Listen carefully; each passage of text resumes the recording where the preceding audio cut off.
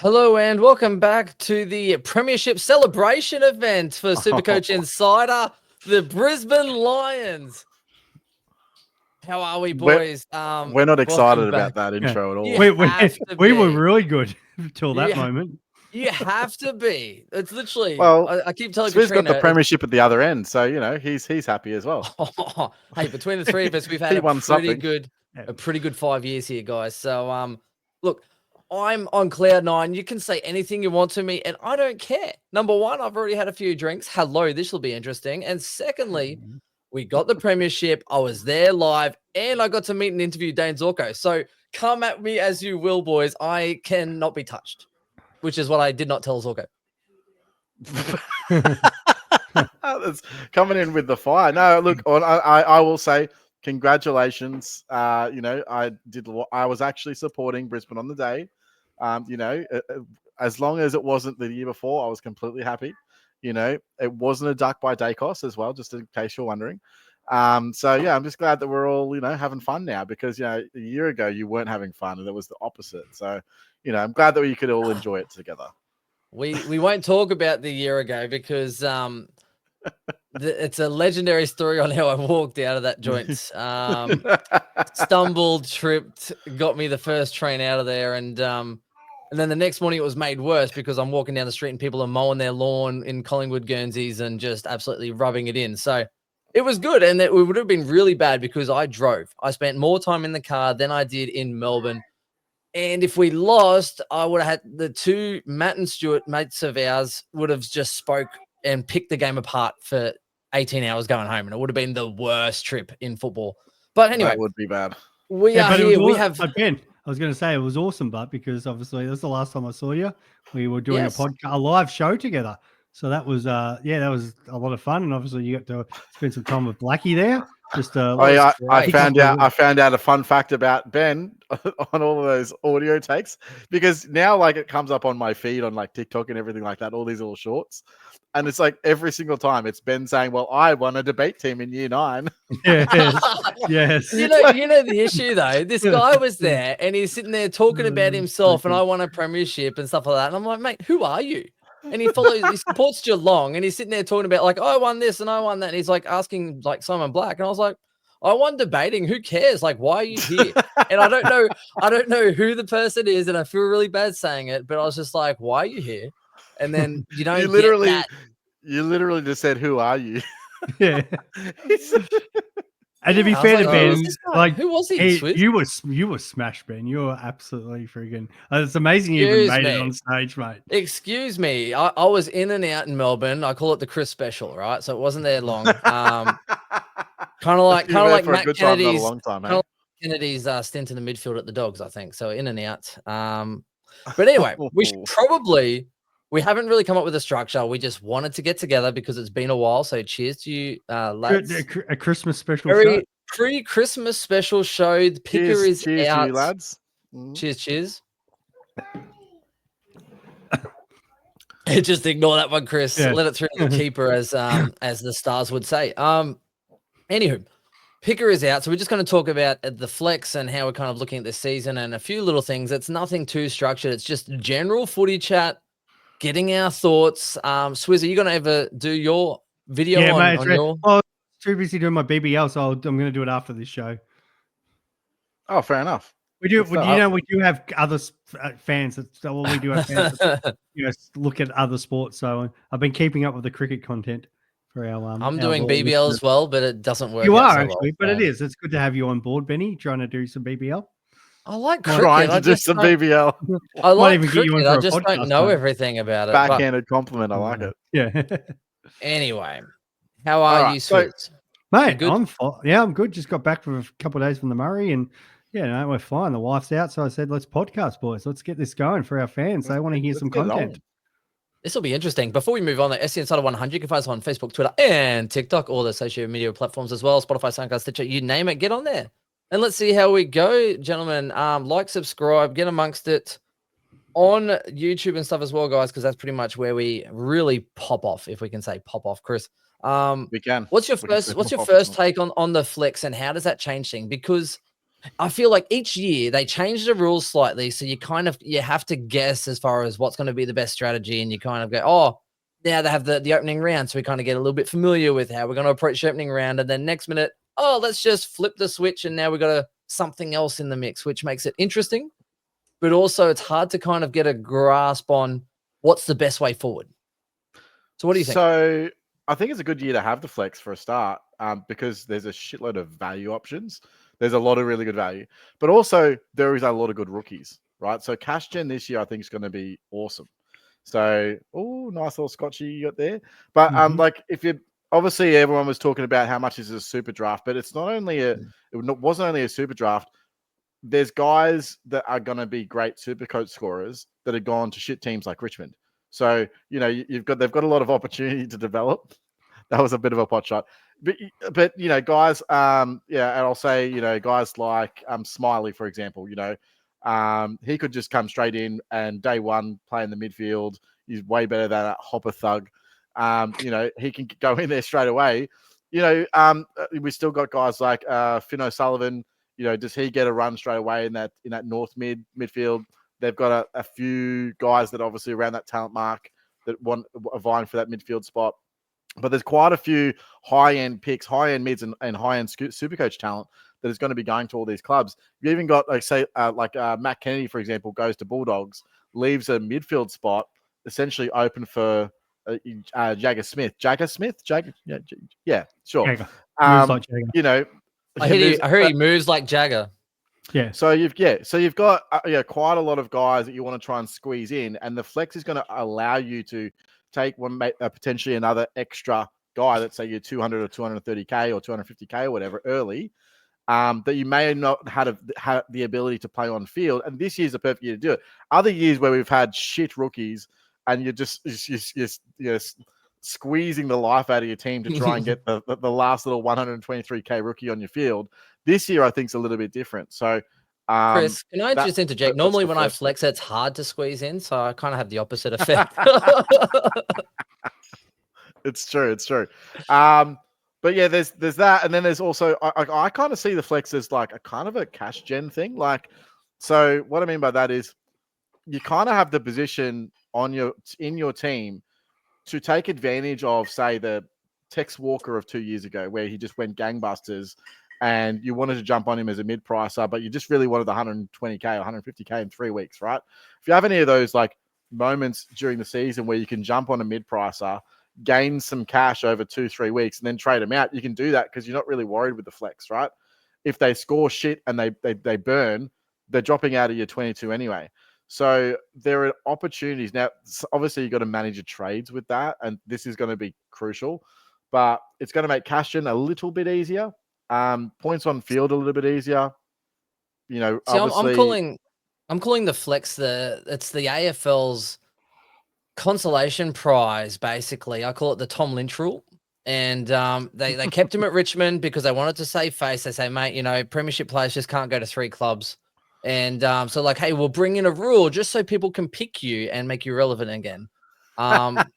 Because it doesn't matter if you go, he kicks goals and it's like, bang, you're on field. And it actually allows you now, if there are key forwards that are value, like Kernow last year that burnt me so hard, but if they either go big or they go home. And if they go home, I'm like, cool, you're out of my best, you know, my 22. So it doesn't really matter as much. It doesn't hurt you as much as it used to. Yep. Whereas you would kind of ride those low scores and you're like, damn it, 53, I could have scored a rookie better than you. And now you actually get that rookie or you get someone else instead. So yeah, it does sort of ease that. Yeah, for sure. Well, the moment we saw it come into BBL, we're like, it's going to come into AFL and NRL Supercoach.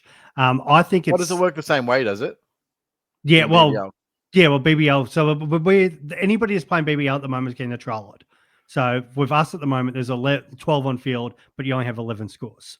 And there's none of these bye rounds that obviously we're going to deal with the AFL and the NRL for people who play that as well. So we've seen it where probably the strategy's been the wicket keeping role has been the worst kind of scoring. So some people have been like, well, I can just throw whatever wicket keeper in there. I don't care now. And if they pop so well, but then I can use it for a more higher scoring player. So I know like we've got a lot of buy rounds. So there's going to be two strategies.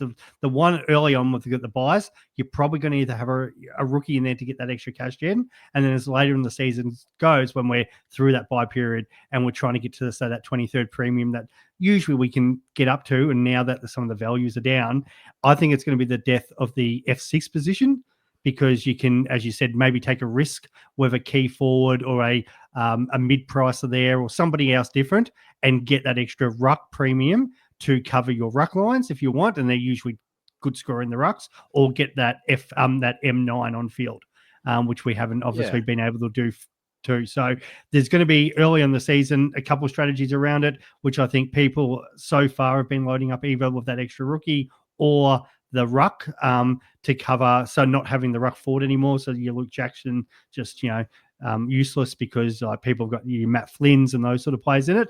And then as we go through the season, we're going to see the change there.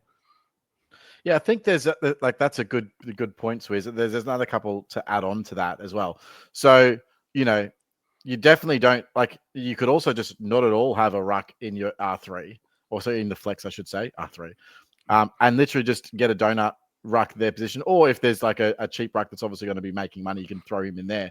And if you do get that 1 or 2 week injury, don't worry, it's carried by flex regardless. So the whole covering the rucks thing is just now you don't need to. So that's brilliant, because it was probably the one thing structurally that you wanted to go into your team to have a bit of flexibility. Some people were really for it. They wanted to have the ruck forward to make sure they could cover. You had to have a ruck forward R3 so that you could swing into your forward line if you need to make that trade at some point, blah, blah, blah. Now you don't have to do that at all. You've got a lot more flexibility. Definitely what you don't want to do, I suppose, is lock out your flex though. And so what I mean by that is if you've got ruck, obviously two rucks, R1, R2, and then you put a ruck in flex, but you don't necessarily want to change him out. You just want to change his position on the field. You can't do that, right? You can only change him to a ruck position. So it becomes. I want to add to that as well, Chris, because so do I. I knew someone on Twitter's there I'm starting 3 rucks and Max Gorn's my flex because they're the highest scoring players, and it's why wouldn't you have one of the highest scoring players in that position? I was like, cool, but you're still playing rookies everywhere else. Yeah, and I was like, there's no difference between a Max Gorn and then just starting another midfielder who also scores extremely well. When you look at how they've scored. Yeah, we have so many prolific midfielders at the moment that are scoring. So I'm like, why would you do that? Because in my mind, the flex is someone you want to fill during season. Because for me, you might have filled your midfield and all of a sudden you're like, oh, Rosie injured or knocked out. He's now 380, 400K. And I'm like, I want Rosie. And I had no room for him.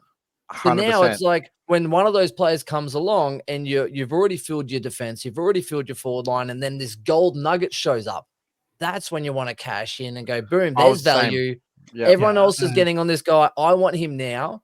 And then as the season progresses, you'll be able to see if you're flexible on where you're sort of strong. You might have plenty of cash, you might not.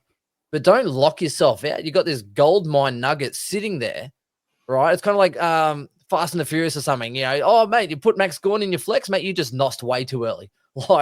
Too soon, Junior. Just nosed out. And you crapped out, right? And you're definitely right with that, because we're seeing this. We're only 2 rounds into trolling it with the BBL. But for example, the wicketkeeper, a bit like, again, the ruck position, there's not a lot of movement there. But you want for us, Chris, we have dual position bat and bowler. So no different to our mid forward, for example. So you might not necessarily start a mid forward in that flex position. But the fact that you can say move that midfielder or your forward to F6 or F7 or whatever, and then bring in that dual position player into your flex, knowing that maybe next week you can move them to any line to bring in somebody else in that flex, and that's where the flexibility comes in. So I'm already seeing people message me about BBL saying, well, I've got this player in here, but I know I can bring my dual position player in next week because I'm playing around with my team. And that's literally how I'm using it in BBL to loophole too, because at the moment I've got a bowler, but if he doesn't perform, I can put him back. So let's just, for an AFL point of view, put him back into the forward line. And because that player is now, let's just say my loophole guy on the bench scored well, my F7.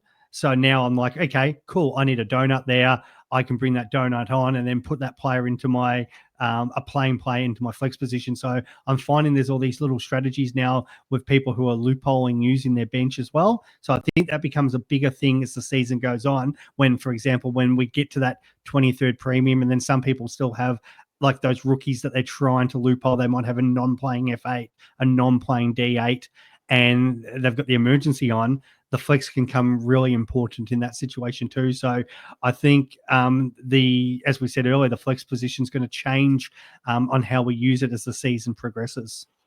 Yeah, I think it has a dual function too. One of the things I liked about it when it was announced, like usually, and you guys would know this, I'm really against, generally speaking, changing the game to make it easier for other people, or for the casuals, I guess. But this does, it serves a dual purpose.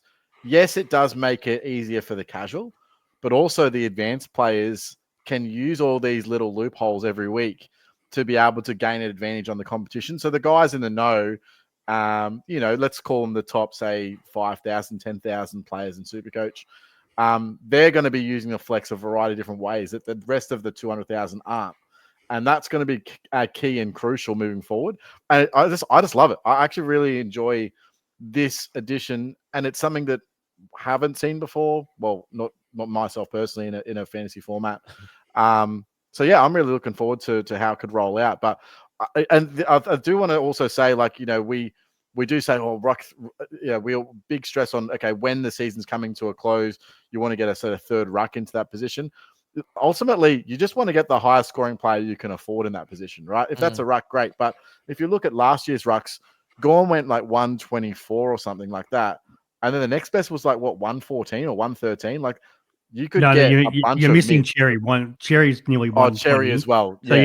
you had Cherry and Gorn, who were the clear number 1 and 2. The only thing I like on the run home, but Marshall went huge. He was 130 off the last fight. Yeah, he was. Yeah, so wasn't he? Yeah, a player. Huge in the last. And this is where this is where strategies come in, because we do see rucks come into their own later on the year.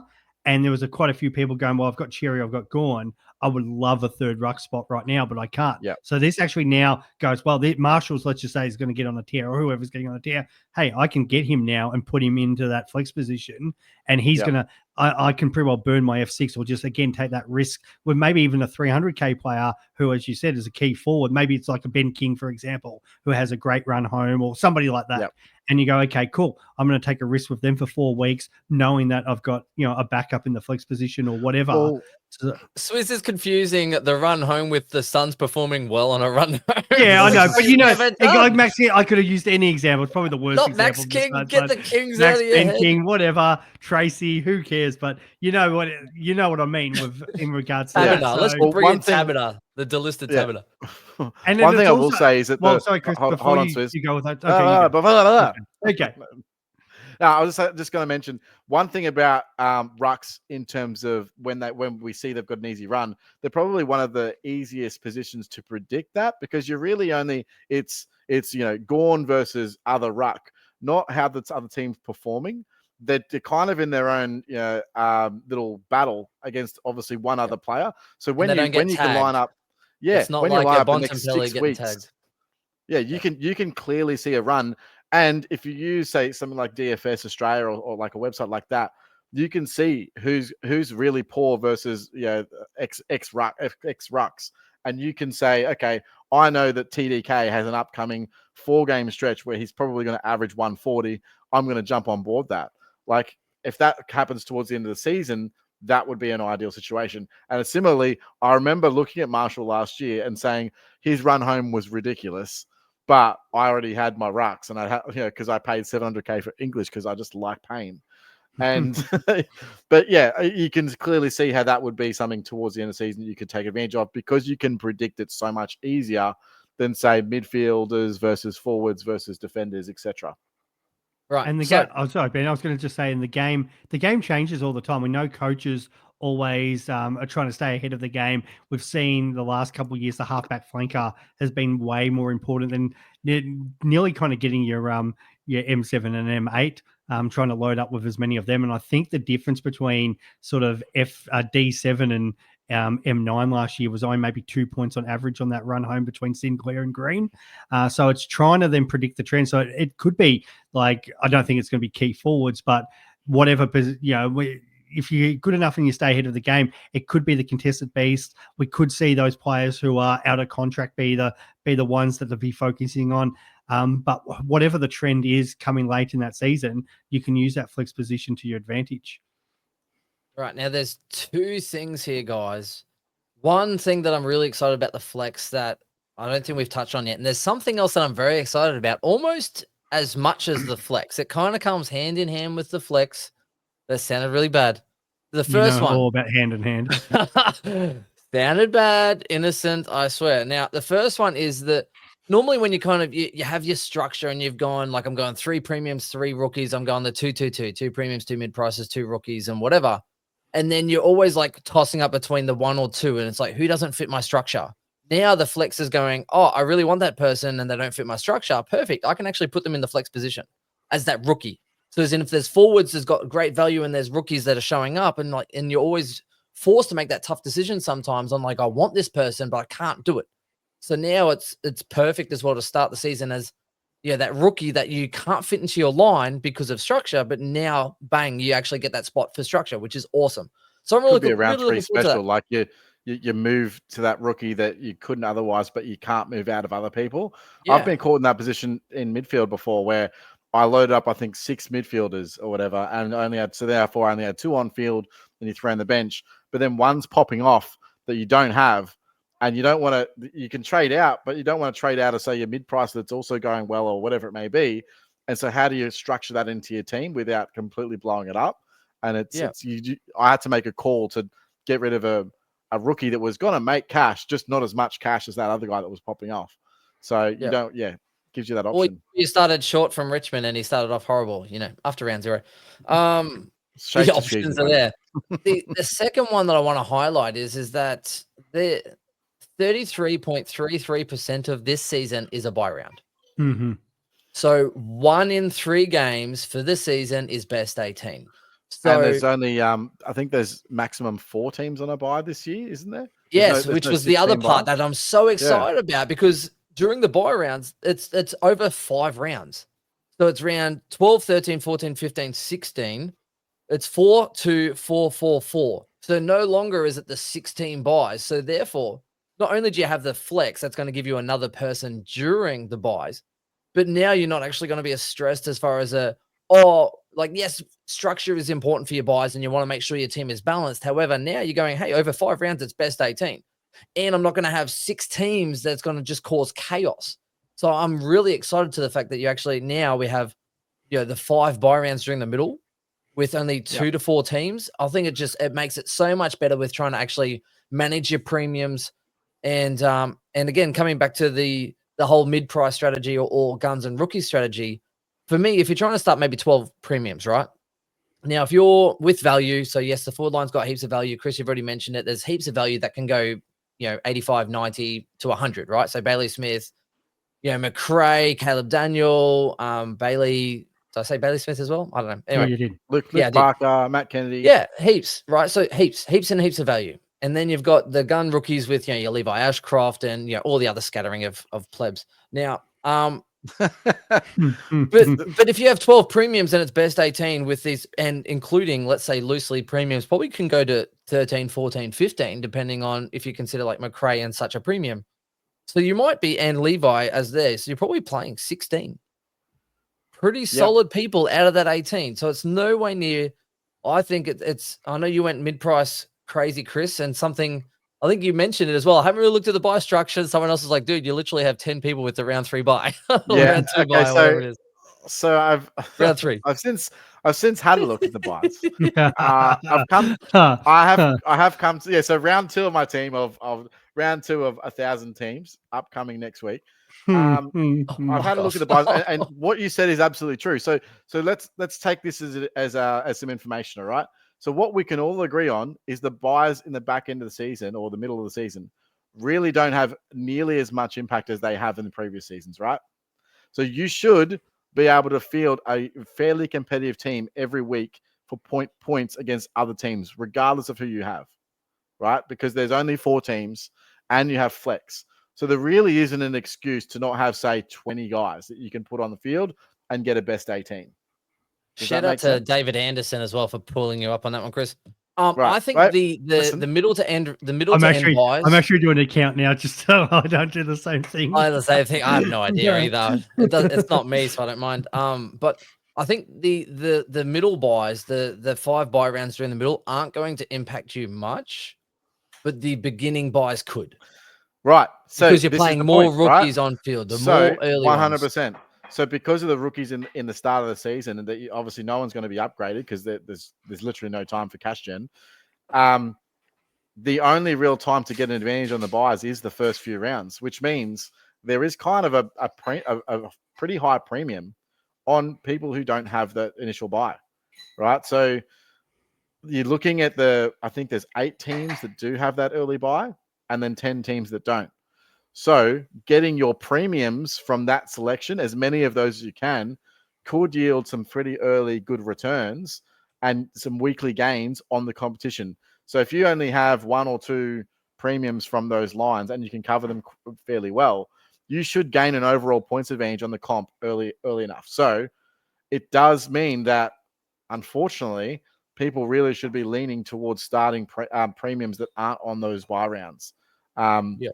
And then Especially trading the into them third, afterwards. was it round 3? There's 4 teams or something on that buy round, isn't Yeah, there? So it's the worst. It's Geelong, Sydney, Brisbane, and Collingwood. Collingwood not so much because I don't think a lot of people are looking at starting Dacos. I haven't really seen him pop up in teams, but Brisbane in particular, you're looking at the Ashcrofts, Coleman potentially. So like, there's 3 that potentially can be locked in. He said premium, mate. You didn't name a single one. Yeah. Hey, you had Ashcroft as a premium in your side, my friend. But then you add in the 2 cats, Smith and Martin, who are quite popular, and then maybe a Swans in Mills. Yeah, you're already up to 7, 8 players like before you 1, even get too 2, creative. Well, yeah, so the 3 lines 5. plus the 2 cats is 5, and Mills is 6 already, and that's not like looking at I think Jesse Totoli, who's apparently looking good as a rookie from the Swans. Yeah, you're already cancelling that's before you start looking at a couple of these other rookies that might pop up. So, yeah, you're trying to limit it as much as possible, and it's already looking, like players like Roberts, Holmes, these sort of guys that people are like, well, they could be good defender. Potentially moving to that premium status. It's going to be nearly impossible to start them. Even like Will Ashcroft may get bumped out. Yep. The good news, though, guys, is that round 4 by Essendon and Hawks, not one premium in those sides. So I think it's pretty. Kidding. Tell you one person I am actually tempted on: Darcy Miniguns Parish, 480k. Oh no, don't do that. Oh, yuck. 480k is just 500k in disguise, bro. That's it. Hey, he's just cheap, because mate. there's a 4 doesn't mean it's cheap, mate. Yeah. No, look. Should we go by line and just go through some different guys that we sort of highlight as interesting for their price point? Yeah, why not? Yeah, I think that's good. Maybe let's get rid of like breakout premiums and the rest of it. So, if you want to talk about someone that's changed club, like if you want to talk about Houston or something rather, that would make sense, right? Or if someone's had a rumored role change and you want to talk about them. But I think if we kind of go by line, we do a general discussion about rucks, but by line, if we choose maybe 3 or 4 guys each. Okay, sounds good. Maybe three guys each. Well, I'm happy to take the two pies, men. If you want to. What do you mean 2? Yeah, well, there's Perryman and Houston. Oh, Perryman, come on, surely. Well, why not? Like, I get it. Tell me, spill me Perryman then, Chris. You can use your one. All right. Well, so Perryman has a really good buy. scoring pedigree as a midfielder, right? So it's all gonna relate to role, of course, and I think we'll preface everything we say. And if there's anyone out there that's obviously listened to us in the past, we preach this more than we preach anything else. Role is king in Supercoach. Whether you have, doesn't matter how good of a player you are, if you don't have the role, you're not going to score, right? Look at McRae and Daniel as well. Bevo kills role, which kills scoring. 100%, right? So here's the thing with someone like Perriman. Right now, the conjecture was another Scotch. I love it. The conjecture was that there may not be that midfield opportunity for him, but he's been told that he's going to play a mixture of midfield and defense, which is what everyone who knows what Collingwood require is expecting out of him. Then, of course, Tom Mitchell's gone down with a stress fracture or a stress injury to his foot. So he was on the comeback trail. He's in another moon boot. Now, he may get up for the early rounds of the season, but there's an indefinite time period on that, and he's not obviously going to be coming back fully fit, right? So there is a potential, especially early on, for Perryman to get more mid-minutes than I think he's slated for. But I wouldn't be surprised to see him get, say, 60% CBAs. And the reason for that is just the type of player he is. He's a two-way defensive mid, right? That is what we don't have. So we do have, DeGoey and Dacos as our two essentially Crisp. attacking mids. Crisp, obviously, he's a versatile player, can play wing. He can play in that midfield spot. He can play behind the footy. Pendle's obviously been used in that role, but he's really not fast enough or quick enough to hold down a player, right? He can't really play that defensive anchor unless it's a guy that's, say, like a Patrick Cripps, where he can actually hold on to him. And even then, Cripps absolutely towed him last year, and I think that's done with. So realistically, Perriman's come in to play a specific role. If he does get those mid-minutes in the preseason at, I think he's only 417K, I can absolutely see people jumping on him. The issue is he going to score enough to make it worth your while as a premium? Because what we've seen over the last few years is that defensive premiums, they're like midfielder scoring, right? You're looking at, 110 plus is a good defender premium, and 100 to 105. Like, people were slating Nick Martin last year for averaging 105. They're like, oh, yeah, he was good for a few rounds and he sucked for the rest of the year. No. Dude, that guy to average, you can't have a shit year and average 105, right? Not bad. And for a guy that can't kick the footy, very not bad. But I would love to give you crap. Kind of mediocre. I'd love to give you crap, Chris, but Hewitt a couple of years ago, defensive 100%. mid, as a defender, was like probably similar price. I think he was about 400 and 400 flat. Yeah, he was and you got me on board there. So look, I'm not going to say you're completely crazy. Yeah, and the other one's obviously Dan Houston. So I think Dan Houston's overpriced for what he's going to be able to produce at Collingwood at the moment. So I'm the opposite with him, right? So price has a little bit to do with it. Do I think he's going to kill it at Collingwood? Yeah, I think he's absolutely what they need. What I will say is that to date, we haven't seen McRae just give the keys to the defensive line to an individual player. So what would need to happen, right? But what I mean by that is kickouts, for example, right? Who takes kickouts at Collingwood? Darcy Moore, Jeremy Howe, Nick Dacos, Braden Maynard. They don't really care. They've never really had a system or structure. It's whoever's there, right? They kind of trust them all. Do they say, Dan Houston, you are the best kick in our team. You are now taking all the kickouts? Because that's what they should do. But I just haven't seen it yet, right? So this is it's going to be very much if the shoe fits. Now, unfortunately, he's also out opening round. So we're not going to be able to see it in the real season, which would have been awesome, right? So if we got to see him in opening round, it opens up a few more doors. But at his price, not being able to see it, not being able to see how he fits into that back line, and at 575K, and with that round 3 buy, I kind of go, I can pass this and maybe pick him up later and see what happens.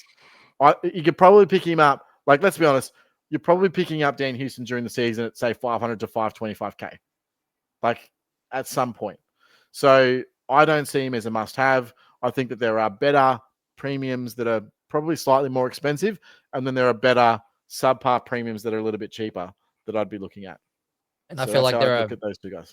Better teams to talk about, Swizz. Who have you got? No, it's a fair point. I think it is. It's very fair. At this time of year, my whole premise, because it's hard to know about rookies, and like you get a little bit of information. There's some that win time trials and start burning up the track, but until we really get down to the nitty gritty and kind of Feb and players, we've got 2.5 months where players do get injured. Some players, unfortunately, in this long preseason period, go down with long-term injuries. So that's where some of these rookies start to step up. But we're kind of looking at, as you said, players that we know they're going to be role changes, or positions open up because players have left, and then the impact also those players leaving. And I've sort of been looking at them, and the other players I've been looking at are those who are out of contract, because I'd love to Swamp or someone to do a stat on players having career years in their contract year, because it always seems to be every time we talk about it, especially starting the year on a house on fire. Like Brandon Ellis was a great example at Richmond. He had two career years at Richmond, and that was both times he was out of contract. Stringer shows up, gets paid. Stringer, absolutely. And we see it all the time. And it's natural. Like if you think, like, you know, Ben yourself as a teacher, if you were on contracts, which I know some teachers are, if you knew you were on contract that year and it was, you know, going to get renewed and you have to go for your job, and I've been in that situation. You'd be sending emails home to the parents. Doing emails every day. You'd be the extras that you would be doing. And it's like you do get comfortable when you're on a kind of more tenor and that. So that's the kind of way I've been looking at. So correlation between long contracts, so your Clayton Olivers and the other people that get paid. Hayden Young, like I've been seeing people put Hayden Young in now, and I'm like, I feel like it's the opposite. I don't want to go anywhere near him because it's like 10 years or something, isn't it? It's like the buddy nine more. So it's 10, isn't it? Lose a step, yeah.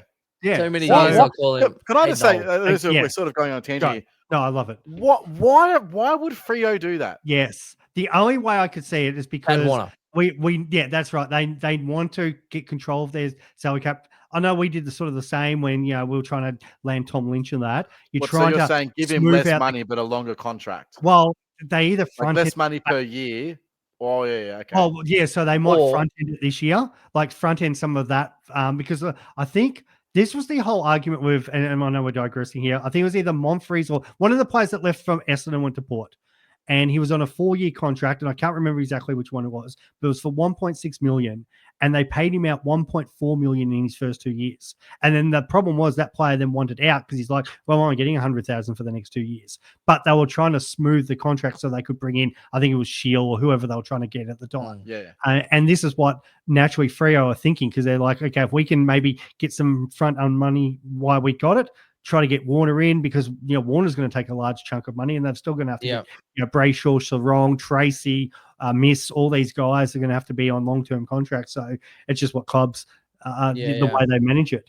So I think they probably looked at it and going, maybe he was going to get paid more over the next few years. And like, well, hang on, if we renegotiate, we'll pay you a little bit more earlier. Yeah, smooth out the period you were going to get paid more, and then we'll backload it. And then with the increase of salary and of over time and the rest of it, they could probably pay him a lot more later.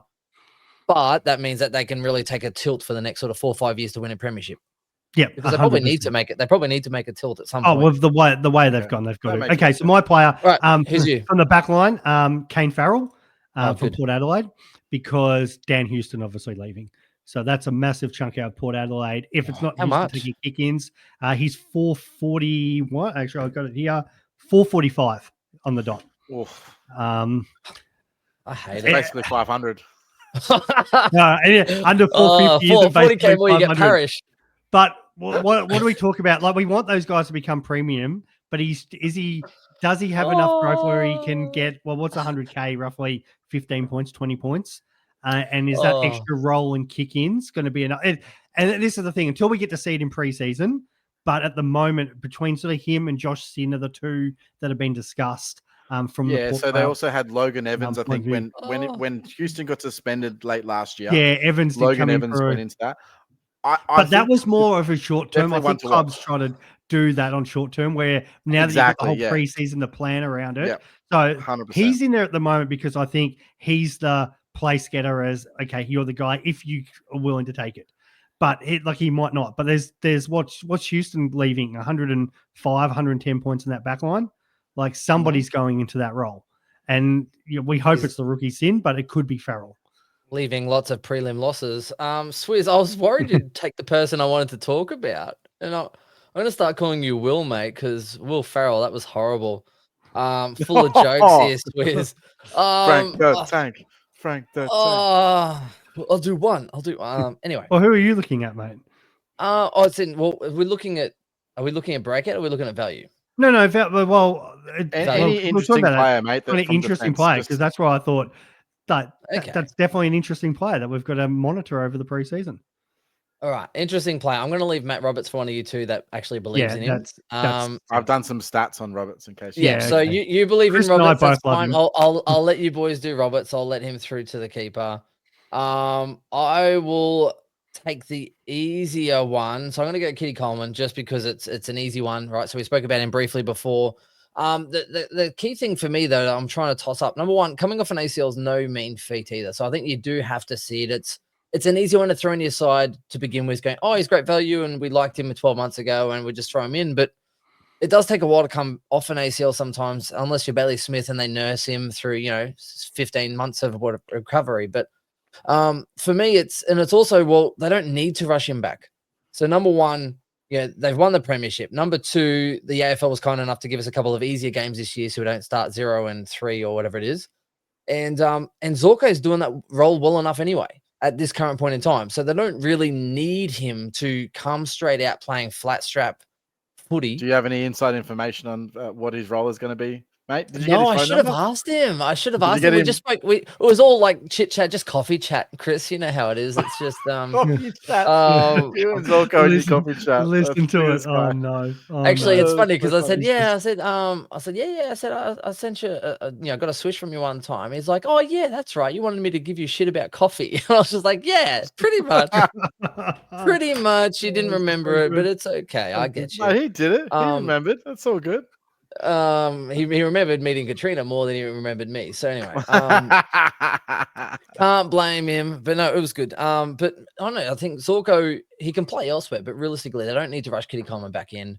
My more concern is like how they fit Leicester in with, like, say, Dodie. I was talking to Chris off air as well. I mean, Leicester's in career best form, playing that third tall intercepts, but also in that grand final, you see he just legs up and actually comes that link up player that can actually take it on and back himself in. So they don't even need to rush any of those players back. Even McCarthy, they don't need to rush him back off a knee. So I wouldn't mind seeing them just get them in some form in the VFL and whatever, get them some confidence up and actually get some game time into them, because they don't need to rush them. We actually have a pretty strong strength squad as it is. The only one thing I do want to say, though, is that side note to this is that Levi Ashcroft, everyone's saying, oh, midfield and forward, mid, and the rest of it. It's like, cool. Where do you fit him in? Right? Literally, where do you fit him in? The other thing to note as well is that a couple of years ago when he played with Will Ashcroft as an underager, he actually played off the back flank as getting 17 to 22 touches off the defensive line. He can play anywhere. So as in, it'd be interesting to see what they do with him, whether they put him in the midfield.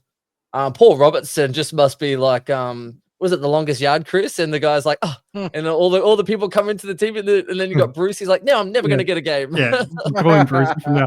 Do either of you have Dev in there? Because I refuse to put Dev in. I keep seeing Dev pop up in teams. I'm just like, nah. No, why did he re-sign, bro? I can't work. He wanted to back himself in, but the problem was, cool, bro. I'd like to back cool. myself too. That's in right. the No Chance Cup.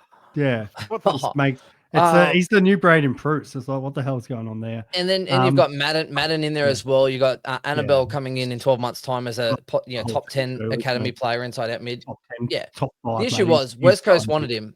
West Coast wanted him. He signed to Brisbane, and then this year West Coast didn't want him because his value's gone down because he hasn't been playing AFL footy. And they're like, well, we'll take you if you're delisted. But the Lions like, well, no, you got a 12-month contract, so you're depth. So it is what it is. Anyway, exactly. So I like how you Ben, I like how you're talking about Leicester off field, where Chris and I were talking about Supercoach Insider only fans when we were not on air. Levels to this. That's levels. That's Chris and I's conversation. Yeah, and I think who's going to pay for that? So Chris, you're going to do stuff for that. You're going to talk about. That's not me. Well, we'll both sort of mention Roberts here.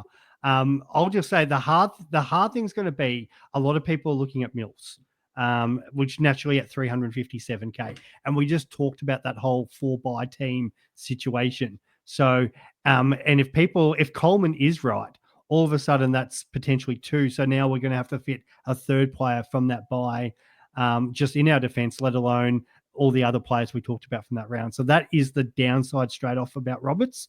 However, as you'll say with some of these stats, there's a lot to like. Yeah, there is. There's some really good positives, but there's also a complete unknown. So Matt Roberts, we saw what he's scoring capable of. Most people had him as a rookie last year. There's 2 stats that are really important to me. So first of all, after he came back from the injury. No, he was injured, wasn't he? He came back from an injury. I think he was sub first game. And then after that, his average for the rest of the season was like 99.8. Now, first thing is 99.8 isn't really enough for a premium in defense. Like we highlighted earlier, 105 was getting laughed at, right? So 99 doesn't cut the mustard. So if you're getting him at 440K, or I think it's 437K, really that should be you're getting him for a keeper. So he does need a bump. Now, where's that bump come from? So the other interesting stat is that when he led the kickouts, he also averaged over 99, but he only had 68 kickouts last year, and 108 went to Nick Blakey. So if they turn around and say, you're the main man, you know what they did to Jake Lloyd, basically. When Jake Lloyd was there, it was Jake Lloyd's kick out, right? If Jake he gets Lloyd's that still there role, too. That's the thing. yeah. Can Lloyd move on so Braden Campbell can actually get a gig in the best 22? We talk about Braden Campbell every year. Oh my God, I'm waiting for him to break out. It's interesting because obviously what does Dean Cox do? Now, one thing we do know is that Dean Cox loves Matt Roberts. So he had some glowing comments about Matt Roberts last year. So how he figures him into his team, that's going to be also conjecture. So we've got to watch roll. We've got to watch preseason. A lot's got to go right for the Matt Roberts pick to pay off. And realistically, I think that we'd all agree and say, if he pops off, then you can pick him up in round 4 for 460K. That's probably where it sits at the moment, I think. Can I also add something that we hadn't mentioned yet? With the new flex as well, right? It used to be doom and gloom if you carried injury-prone players. Whereas now, if someone gets injured, it's not going to actually hurt you the way it would have previously. So I feel like you can actually afford to not load up with injury-prone players, Chris, right? I'm not talking about loading up. I'm saying the risk is mitigated a little bit for those two, a Bailey Smith and a Coleman and those guys coming back. You can especially in the defense and forward, because I feel like you could carry more the rookie, a little bit more in the midfield because you had the 3 spots there.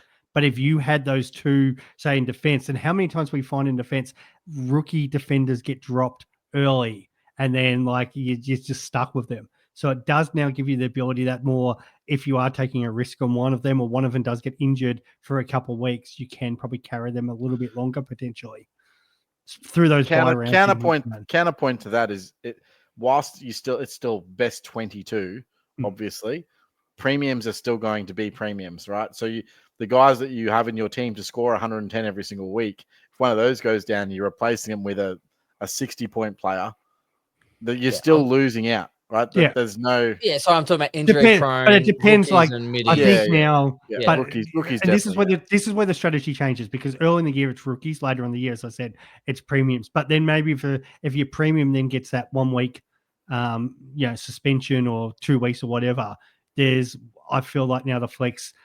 it's kind of worth that extra, holding that extra trade, because I can put them in the flex. I've got somebody who can cover them.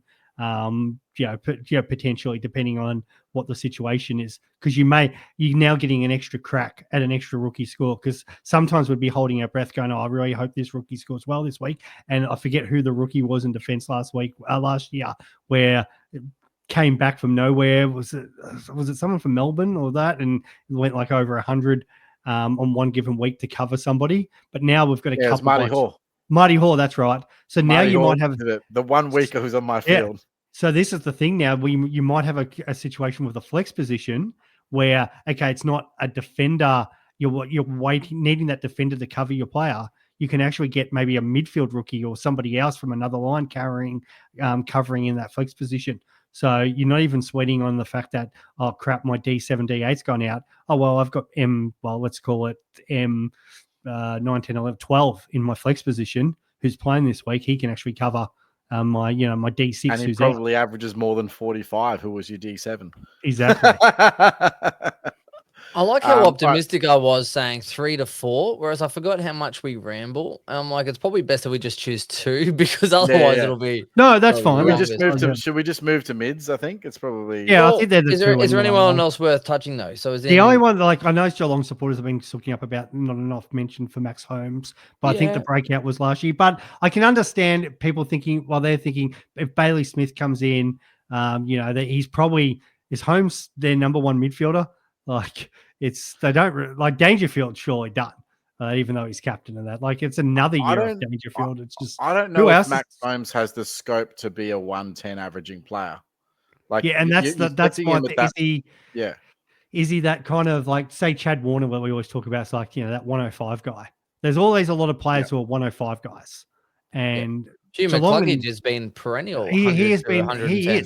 100 to 105 McCluggage pretty well, with maybe a slight above other for a couple. I just feel like for that exact same price, unless you're running both, you can get Sicily, and Sicily, who didn't average as well last year because they were literally at a dearth for key defenders. And they've just gone out and got 2, and they've got 2 back via injury. So now they've got too many key defenders. I would not go near. My personal preference is don't go forward near Sicily. I think he's playing forward this year. No way. Yes. Yeah. That is the word.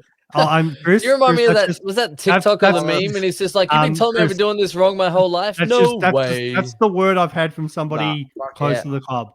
No, I agree, Swizz. They've that's what they're looking at, and I think, but the word was, it might not be like full-time forward, but he's definitely going to swing through there. It might not be full games and stuff like that. Sicily has been swinging forward for the last 5 years. Yeah, but not like, and 3 of those years he averaged over 110. Yes, but how often does he swing forward? And mate, he's been at the halfback for that long.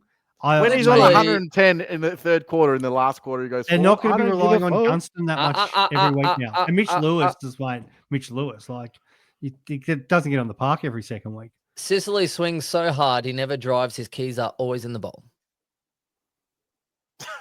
I was like, wait, where are you going? Swinging joke, Chris. The last one I want to talk about though is that it's not. So I think Mills. I think Mills does need a little bit more talk at some point, just because you know the injury he had last year, the shoulder and the rest of it. He looks. I don't know if you've seen him. He looks jacked. Like he looks bigger than Darcy Miniguns Parish. He actually looks jacked. So it depends on his role, but he's still value. And he's the captain. So as in you're talking about the captain that wasn't there on the biggest day that they let everyone down, right? And is he next year under Cox? Has that been confirmed yet? No, I think he is. You don't want to come in and change too much. They've already changed coach. You don't want to come and just like uproot the whole captain when he was actually leading off the field and doing a good job. So the other one I want to talk about, he should be in the best.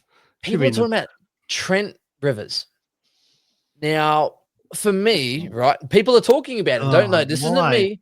I don't know exactly, right? So it's in, but you know, Petrarca was injured. So Oliver was injured and playing all these weird roles, right? Like a sober AFL player. And Trent Rivers got a bump. And Chris, I'll get your opinion real quick before we move on to the midfield, because I know you are a Trent Rivers advocate, right? But would you go anywhere near him in standard with Petrarca coming fit and Oliver and also Langford, a brand new draftee who's a tall, big mid? Would you? No, absolutely not. They also got another player as well. Sharp. Actually, Xavier Lindsay. He's the one. Lindsay's. So they drafted 2 mids, right? Don't get me wrong. I love Trent Rivers. Okay. Is he a 110 averaging player? No, there's in no way, right? He's too inconsistent from a scoring perspective. He's like a poor man's Will Day. He's great when he's on the ball. He's a great user. He's a great decision maker when he gets the ball in his hands, but he just does not get the ball enough. Like that is the end of the day. He's going to average, as for a midfielder, not enough numbers to be up there amongst the elite in the competition, right? He might average somewhere between 22 to 27 disposals a game. The elite mids in the game are averaging, 27 plus. Like Caleb Sarong, Clayton Oliver. These guys are 30 plus averaging midfielders, right? They're the guys that are going to be averaging 110 plus if Clayton Oliver can get back to his form. You've already got your. I think they've kind of just gone, okay, we've got this 1 year. How long's Max gone? He got punched in the throat by Draymond Green, and now he's out for 6 weeks. Just for those playing at home, Max Gawn has a voice box injury. Yeah, what they call it, larynx. Sounds like Darren Lockyer. Yeah, the screamer. The culture. He's out for 2 weeks from complete training, and then another 4 weeks of non-contact. So essentially 6 weeks out. Where he can't do much. That ruins the Stephen May recovery too of sinking pints. Yeah, right. So, and I think if we're honest with ourselves, we're all kind of banking on a Petrarca revival for sure. And we are all optimistic at this point as well that Clayton Oliver can reclaim the form of 4 years of 120 average, right? Like at some point. So if that does come to fruition, I just don't see Rivers in that at all in that area. So so it's a no from me for Rivers. Yep. Those considering him, you don't want to be left up a river without a creek paddle. But so Callum Mills, just quickly, that was meandering. If I did a real deep dive on his stats over the last few years before, I think it was after 2022 and 2023 is when I actually selected him at like 600,000 or whatever, under the presumption that he can be an absolute premium scorer, but he needs 65% CBAs. So the thing with him is going to be roll, right? Now, it's Callum Mills. So he can be a 110 averaging plus defender, but in order for him to achieve that, he needs to be playing midfield. When he's a defender, his scoring is really erratic because every week his role changes. He's a Mr. Fix-It down there, right? So one week he'll be a designated kicker. The next he'll be a lockdown defender. And there wasn't ever any consistency with him playing that role. Don't get me wrong, Callum Mills is a brilliant footballer, but from a Supercoach perspective, for him to be the guy that we want him to be, he must be playing midfield. And do you really think if they're going to try and convince, say, a Chad Warner to stay in Sydney, or are they going to kick Isaac Heaney out of that midfield, or not give Errol Goulden the time that he deserves, or James Rowbottom, who has literally one talent and it's lockdown defender? Like, where does Callum Mills come into that at a, say, more than 40% level? I personally, and again, captain, right? So he's doing the bond. You know, he's like, I'm happy to play whatever role you want that's going to suit the team. Oftentimes last year and the year before, I would see him line up on the wing, and as soon as he's on the wing, I hated it. He would score shithouse on the wing. He's because not a wing we know player. it's always that attacking and defensive midfielder, defensive 100%. winger, and he always got the frigging defensive wing. But it'll be interesting. New coach. He's got Goulden on the other wing, bro. Yeah, like of course, seriously, 100%. Yeah, Goulden's always going to be the attacking wing. Also new coach though, but I think to touch on what you just said, Chris, as well though, because I know Horse was saying we didn't even tell Mills to go push into defense, but what he would do is like he'd feel the sense of the game. The other team would kick a couple goals. He'd push himself back in, and also if he floated back in as the extra person, he wasn't being the extra person for intercepts. He'd be the extra person and actually take someone to free up another defender to be that extra person. So that's what you're talking about. So you don't just go back in there and go, hey, wonderful, I'm just going to clean up like some defenders do. And they just, mark and have all this plenty of touches because no one's paying them attention. He goes, I want the attention. I'm going to take this person and you're now free. Yeah. And he pretty much locks down somebody else and frees up another Sydney player to score lots of Supercoach. So it is a concern. He's the guy you want to play player. with and Absolutely. play for. And I was glad he didn't play the grand final. So glad that they he's an impact player. And also his leadership on field is unparamount. And I don't say that lightly, but once he didn't play, I was ecstatic because he is more valuable playing the game, regardless of how much time it was, unless he got injured physically. He's just an absolute he's every team's nightmare, I feel, because once the pressure's on, he just levels up. Anyway, enough. Yeah. Now, the thing is, obviously, he's still only 350K. So even if he does play a defensive role, he probably makes enough money to be worth it. But he also has that buy. Yeah, so safety in numbers. You got to make it. Look, preseason form and role is going to determine that. I, at this point, have him in my team, and I think I will until proven otherwise. That's where I'm sitting with it. Yeah, I like it. We need to move on to the midfield. Mainly because we're doing this great lengthy pod, boys. I love it, but the issue is, right, I was already 3 deep before we started. This is my second. I'm trying to slow wind it. Actually, I had a great comment on Twitter today. Go find it. I'm not going to say anything. Anyway, midfield. So, quickly, one person you feel will be just absolutely far and above everyone else that you just want to pick, but you're not sure if you can in the midfield. I'm not sure. There you go. Sarong for me. If you want. Sarong? Yeah. You say? I just think he's locked. He can't change role. I've got him in. He's just, I wouldn't be surprised if it just bangs the whole comp open at some point. It's just, He can't play a Well, he different role. did. He's just a He did beast. for what the first did. half of the Yeah, yeah. season. Yeah. But can he And- continue for the whole way? Yeah. Freo's year. The 'Cause thing is as I'm well, not buying think into you're right. Simpson. he's one of about 3 premiums that don't have those early buys Yeah. in the midfield, right? So And on the I think they have the 2 buy round as well with Port still. Is it still Freo? Yeah. it's kind of like Perfect. he's kind of, you have to start this year. I also safety in numbers, but look, just watch him play. But the one thing I'll say was wrong. This is the big thing. So out round, well, yeah, it's 2, wouldn't it? Round 2, 3, 4, 5. They play the Sunday game. I think it might be the last game or second last Captain game option. of that, each week. So he's your backup captain option, and that in those bye rounds. So and some of those teams that he plays against, like he's playing West Coast, the Dogs at home, Richmond, Melbourne, Adelaide, St Kilda. Like you can't get a better lock for a captain early on in the season if your vice captain fails. Fair enough. I love that. I just like him. I just think he's someone that I think could be top 5. I love the way he's going about it. Anyway, sorry. No, Chris, that's Chris, who have you got, Chris? So the one I want to talk about, because I'm sort of on a ledge with him, and I didn't realize how cheap he was and what he could provide to my team. I've got Isaac Cumming now in my team, and he's only 287k. I thought he would be way more expensive because we've seen 500k coming, playing as that kick out taker. I've never seen 500k coming. Mate, I told you the OnlyFans chat stays off air. Isn't he suspended for like dressing up?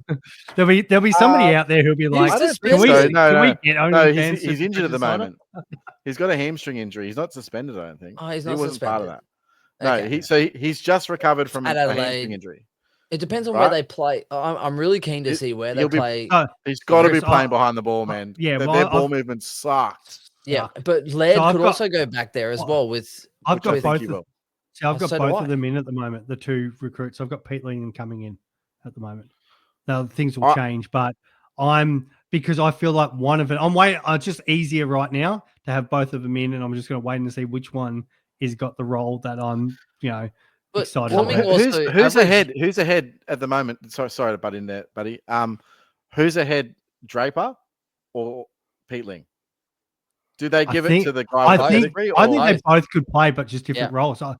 I think Draper comes in and plays off the bench. As a young fella, he's always going to be a chance for an early sub of that too. But I think he's going to be coming off the bench, where we saw Pete Ling play a whole lot of different roles last year. And I think Pete Ling depends, and a bit like Cumming, but Pete Ling depends what they do with Laird. I think they have to go Laird plays Laird off halfback. defensive line. That's what I think as well. I think he's training halfback. Yeah. One thing, I mean, the brass tacks is clear though, right? Has Rochelle complained enough that he now gets midfield time? Oh, no. Draper Rankin overtakes goes in before him. Yeah, So Rochelle may as well go look elsewhere. So I here's think how I he see. needs to be traded, bro. 100% should be traded anyway. Yeah, straight to the was it football, soccer? Here's how I see Adelaide though, right? So it was in, when they had speed on the ball, they were more dynamic, they were more impressive, right? So that's why Rankin was in there and the rest of it. Now Draper's going to give them speed, right? And he's a great ball user, so you might be right coming off the bench, but it also gives them speed. Now you've got, for me, the big improver here, I think, is Dawson. If Laird goes into the back line, it's Dawson's midfield. I think it's going to be the captain's midfield from now on. So Dawson wouldn't surprise me if he just bangs out with his good ball use. Laird off the back line with Cumming on the back line. So the thing with Dawson wasn't the fact that he couldn't get the balls. He went to midfield and decided to become a butcher. Like he was. I don't know what happened. He was a dream team AFL fantasy god last year, but he couldn't kick to save himself. Yeah, it's the most shocking. It's the most shocking thing I've ever seen. And if you look at the statistics, he's a good between kick. the year when he was playing half back and then the following year, his disposal, and this is normal, right? You go into inside mid, but there were times he picked. Look, he is that good of a kick.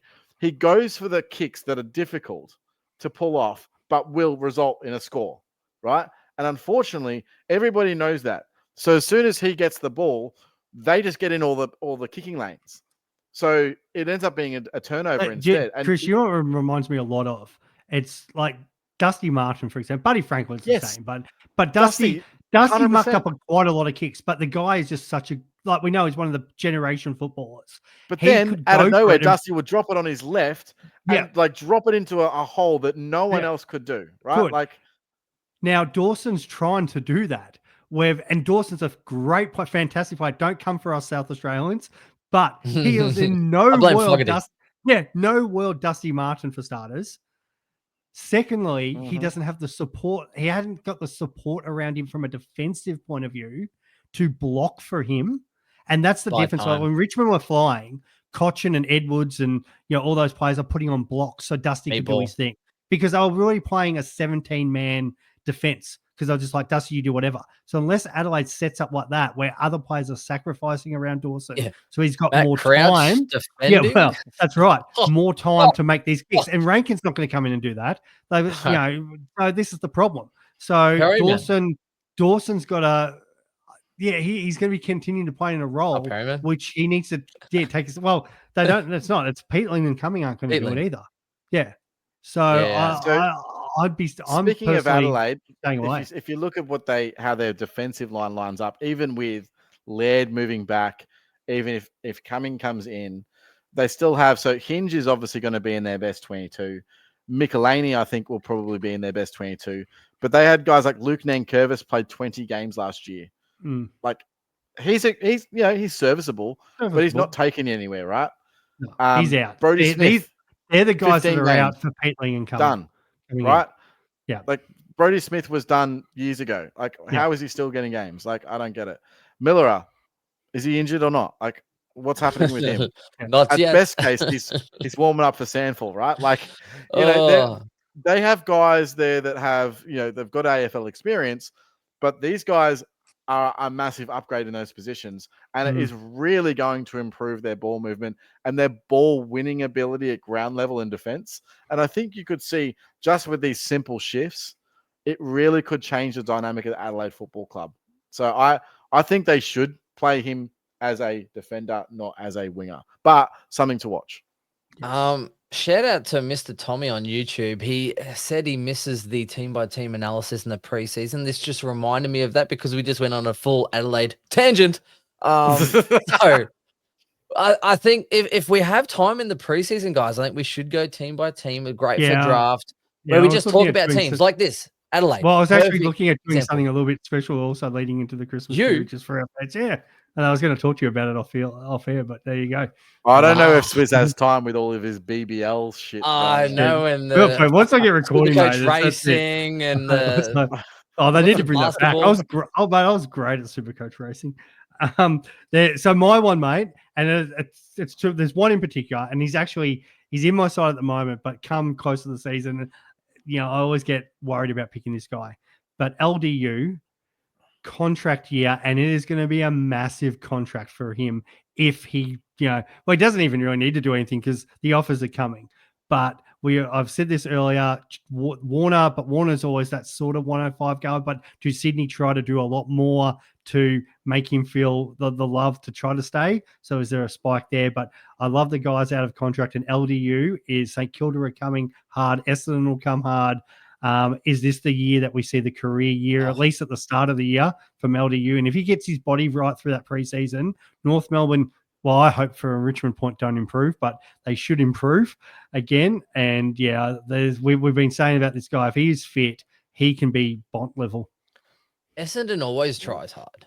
Now here's the thing though, who needs LDU more, right? I love Essendon, it's fun. Who needs LDU more, Saints or North? I'd actually say St Kilda. North. So do I, because North Melbourne also picked up extra mids, and I think North Melbourne can probably get away with the fact if LDU leaves. I think St Kilda need LDU more than North Melbourne need LDU. I do think because St Kilda have gone out and drafted for defenders, thinking that they're in the shot here. Jack Steele's not getting any younger. And they've got a massive hole coming in their midfield. Where North, everyone they're drafting is midfielders. Their whole list is midfielders. Sutherland can play midfield. She's all McKercher, Wardlaw.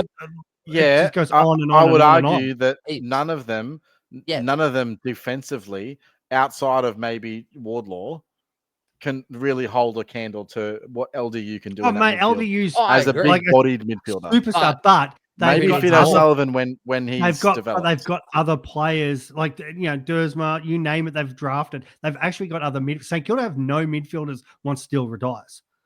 They're like their whole base right Steele's now only is what? Steele's what? 28. yeah, Like, but he's not who? that old. Steele? What pick was Steele from GWS? It wasn't much. I think he It's was. like- No, he wasn't high. No, it wasn't at all. It was 20 something or something. 20 something. I feel like. Yeah, right. Like I think they need LDU anyway. So side note, I like LDU. Oh, can he stay on the park long enough to be good enough? And there's so many. 29, Jack Steele. Jack Steele's 30 Okay. going into next year. Yeah, Born- I'm not just No. He's 29 now.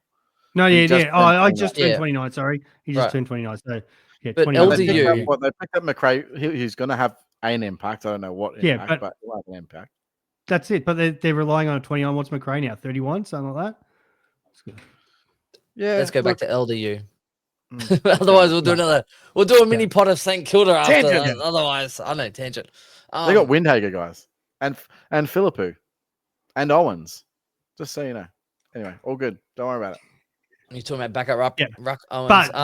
But we do know what this guy can deliver. It's just been the body that lets him down more than that. That's the thing that worries all of Yeah. us from picking him. I think his inconsistency is what's frustrating as a guy, and I think we all agree when LDU's on, it's like looking at Patrick Cripps. Mm. Like that's the kind of with more explosive speed. Yeah. That is what LDU really is in his prime form, and you see it occasionally. But then out of nowhere, he'll just be like, "Oh, 9 disposals today, guys. Sorry, just couldn't pull it together." Like, but I'm more concerned with, Sheasel's racking, right? Cherry is racking. I'm not that interested in that midfield unless they start winning more Stringer games. is definitely racking. Oh, lacking.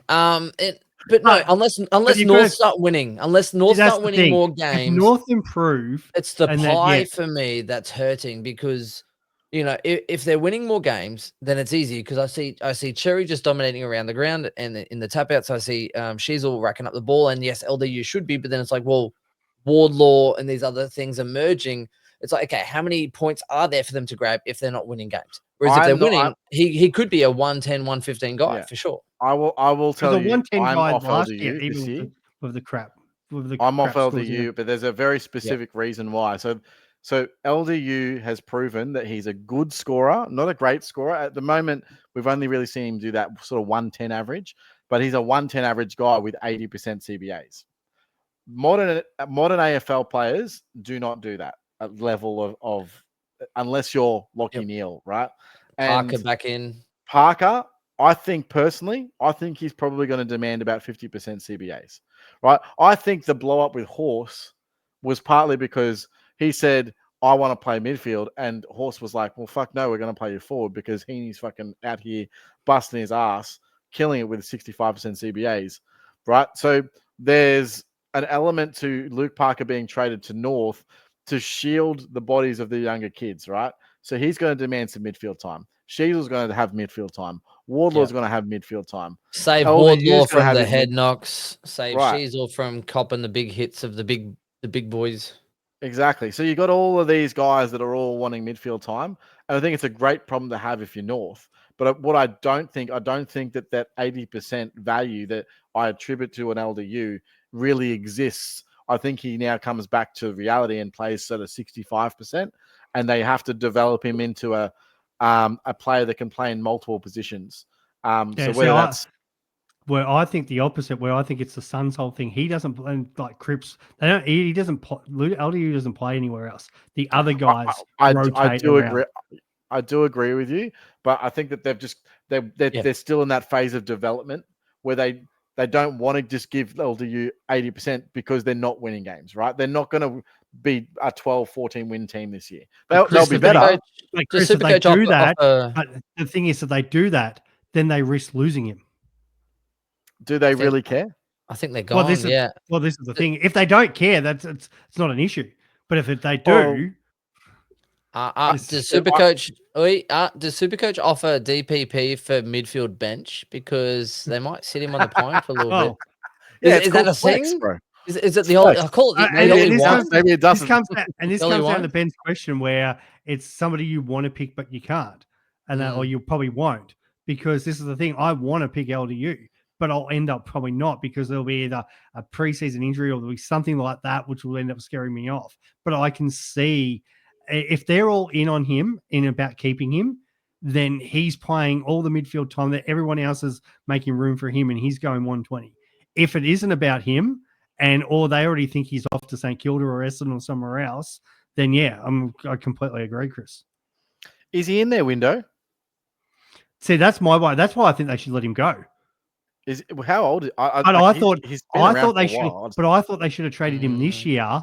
Rayner, same age as Rayner. Yeah, 26. but see, I would have for all they get next year is, so they end up getting. Let's just say they finish whatever 17th. They'll end up getting pick 3 because of the compo. I thought they should have traded him this year to St Kilda while they had 7 and 8. I would have been demanding St Kilda give us 7, 8 in our future first, and we'll send you something back later. And I think St Kilda would have paid up. It's interesting because I think there's a variety of different layers to this. 26. Let's say that they're in their window in probably 5 years' time. To be honest, right? Mm-hmm. Like Sheasel's probably 24. Finn O'Sullivan would be what? That's 23-ish, or 22, 23. You've got all of your real high-end talent guys hitting their early peaks.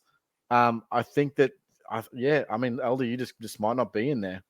Anyway, all good. Move other way. I actually reversed it. For me, it looked like it was fine. For me, it looked fine. Great. I even reversed it. Only problem is it's not a Christmas movie. It's Die Hard time. Yeah. Come on down. Who's your mid, Ben? Yeah, Ben. Darcy Parish. Oh, fuck. Oh, really? You're telling us to move on from LDU? Yeah, no. Move on from just because he has good arms does not mean that he's a good selection. Okay, so I'm going to two things, and I said Darcy Parish because number one, I know you'll just shit on me and move on. Now, secondly, apparently Merritt may be playing like some defensive time or in preseason to kind of keep versatile, which we've seen because he's tagged, right? Parish can't play anywhere else. For me, Parish had a bad year. He had a couple of soft tissue injuries and had some bad preseason stuff. But again, if he's playing pure midfield, which we know where he can, he has averaged 117 previously. So as in more for the 480K fact, I think he's got 100K in him. Not saying I'm going to personally, yes, he's a keeper, but I think also he can get me to the second buy.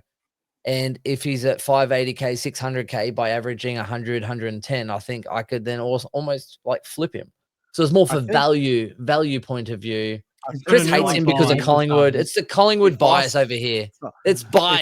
If I see Zach Merritt playing at halfback, I'll know that they're tanking for Cooper Flag because that is absolutely fucking ridiculous. I can't imagine a more ludicrous. He's so wanted to get down to their preseason after that.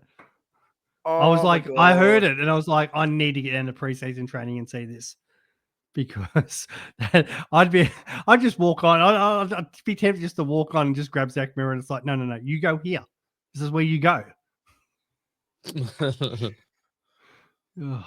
Awful. Yeah, awful. Nah, anyway, so Parish, I like. Not gonna lie, it's sentimental. It's personal. It's not the smartest choice. Moving on. Rux. So moving on. So I think Cherry's wait. Any value? Yeah. So. Any value mids? You spoke about Ashcroft. Like everyone at the moment, everyone's got Track and Oliver on.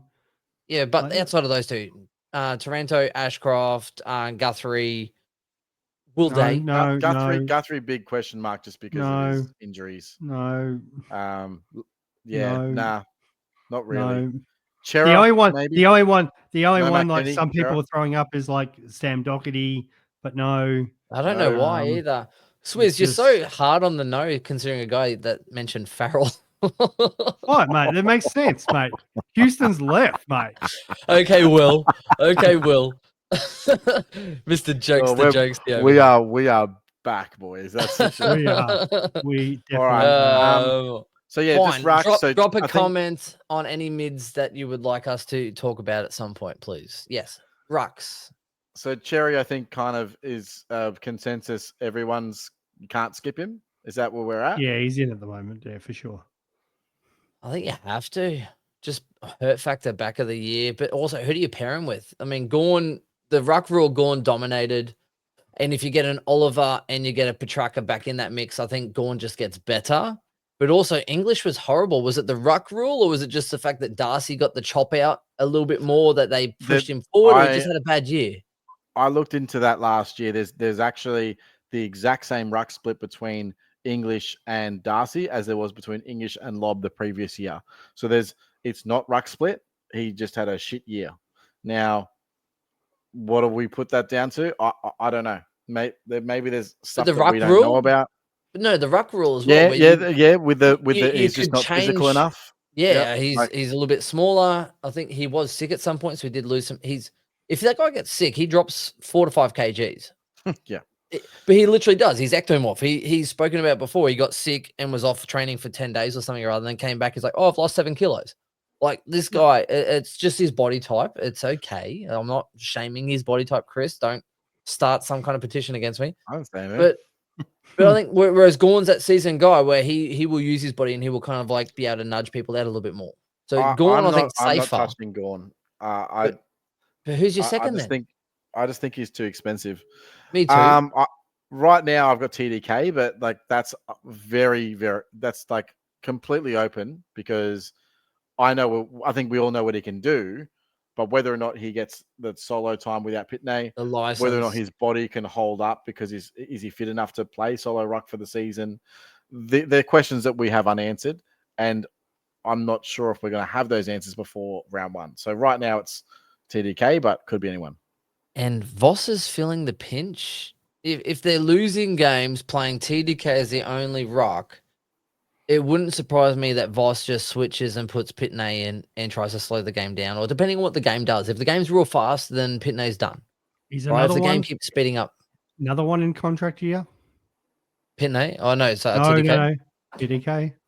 Yeah. I love him. He's so dynamic, but it's a big gamble for him to be number 1 or 2. I guess really now you only need him to be top 3. If you sell yourself that dream like of the flex. I've played around with it, but yeah, I don't have TDK. How about Team Picker? How about Team Picker, Swiss? What about Team Picker? You played around with that? You played around with that as well? Oh, that's so the obvious value one is Flynn from West Coast. Yeah, he's in my flex at the moment. So. Yeah, flex as well. He's the extra rookie. He's in my R2. We should probably mention that St Kilda have and this is why I didn't mention Marshall, but St Kilda are trialing the ruck from the Sandful, I think he is, that won the Magori medal, is it? The best... Dodson? Yeah. No, they're trialing the other guy. Dodson is the one they picked up. They're trialing the other one as well. I think they've committed to it. They've committed. Yeah, I think they've committed to him. So he'll be a 99K ruck, right? So he's going to be... I've got Dodson in there at the moment waiting for the 99K ruck. Yeah. So that'll free up some cash on your team if you're wondering. But he also has a fairly high chance of playing because I think that they want to try and preserve Marshall. And he's been training as a forward a lot in the preseason just to add some more strings to his bow. He'll still obviously be their number 1 ruck, but I think that they've realized he can't do it all season on his own, right? So they need to have a backup. One that actually is going to ruck serviceably. So something to be aware of. And that's why I'm probably not leaning towards a Marshall this year, even though he had a really great back end to the season. And I'm looking at other options. But I think that's probably all we need to say about the rucks at this stage. It's almost that's what's peak Ross. Well, that's the thing, because I got Flynn in there at the moment at R2 just because West Coast, what did West Coast play last week? Like it was Williams, it was there was chopping and changing with their ruck. They've actually got a guy that is probably going to come in and actually be their number 1 ruck now. So yeah, I think I've seen a few teams playing around with the fact that Flynn could be an R2 or flex, but I think we're going to all have Flynn at some point, way in our teams, unless something dramatically changes. If the Saints rookie plays, then I think it could be Flynn R2 with that rookie, and it's not Yeah, as I think. hurtful. And I think that's Oh, probably the you could do smartest that, but decision there. yeah, I mean, yeah, and look, then it sort of takes out the worry of say an R2, and then you can obviously upgrade Flynn to whoever's the second, whether that be Gorn, whether it be Marshall, if Yeah. English has a bounce back, whatever it may be. Because realistically, if Flynn is the number one ruck at West Coast, and that's obviously still to be determined, he's going to probably go 85 plus, which means he's going to make probably 200K or close to at very least. So I like that's it. just something to consider. Lastly, just with the Saints, so I think it does sound like classic like Ross though as well. I mean, he probably realizes he's not about to win a premiership. They picked up a couple of young defenders, so it's almost like, hey, let's get some backup in, and let's not break Marshall with the full responsibility of ruck, because we know rucks get injured quite a lot as well, and it is quite taxing and tolling on the body. So it's it is interesting as far as what they do. And the other one is what Membry's out. They keep playing, like making Owens play a bit taller than he needs to. So it's going to be really interesting to see how they actually sort of shape up. And who's the other one that was a SPP Hayes. player? No, Hayes. SPP player that was a friends of a podcast or something or other playing forward. Kamamiti. Yeah, Kamamiti. Cam So then but he's on short, like a shelf life as well. So I mean, like, no offense to the guy, he's done his role serviceably well, but I think they he's don't. played really, really well. No, I actually So think do he's I, playing but well. they need. I I actually think he's a King big to part of stand their up. future. Kamamiti. Yeah. Really? He's their number 2 going forward, and Marshall, whoever will be their number 3. Yeah. Sounds like a pizza with no meat. Anyway, Oh. forward line. I was waiting for someone. I'm the host. Forward line, boys. Outside of, can we debate one? Do we just put in a group right now? McRae, Smith, Daniel, Parker. No, I'm leaving Phillipou, Parker. Or do you want to actually? But I talk do about want these to. guys? I do want to debate Horn Francis, because I know Chris Yeah. isn't on Horn Francis, so I think that is a sticking point for some. Parker as well. We could debate Parker. We already kind of have those, so that's done. Yeah. Caleb Daniel, if you wanted to provide some context, yes. Otherwise, outside of that, it's There's pretty Bailey much Smith open and board. Phillipou that have been. Yeah, I think Phillipou, like Lynch, Jack Martin, or just say the rookies are there. But Horn Francis, Chris. Yep. You don't like Horn Francis. Is it the No. flog meter? Is it a Heath Shaw kind of vibe, or what is it? No. Look, he's the number 1 forward at the moment, but he's only averaged 99. And I don't believe that his role is conducive to averaging more than 99. So even with I think he's a great player, by the way. This is nothing to do with that. This is more, what is his role? Let's put this into perspective. Who is the closest person to Jason Horne-Francis in recent history? Dangerfield. You think Danger? Or who else? Well, I'm just trying to think. Is in that dynamic sort of forward, the explosive forward? Okay, so if you wanted to be a Danger, he's Adelaide Danger, not Geelong Danger, right? Yeah, correct. So he plays much more forward time than what Geelong Danger did. He's more Dustin Martin, right? Like in terms of his ability, right? So he's the guy that or agreeing. What? Yeah, I do agree with that. Yeah, they're using a stronger. I think it's kind of a cross. It's kind of a cross of a Danger and possibly. Yeah, so what we saw.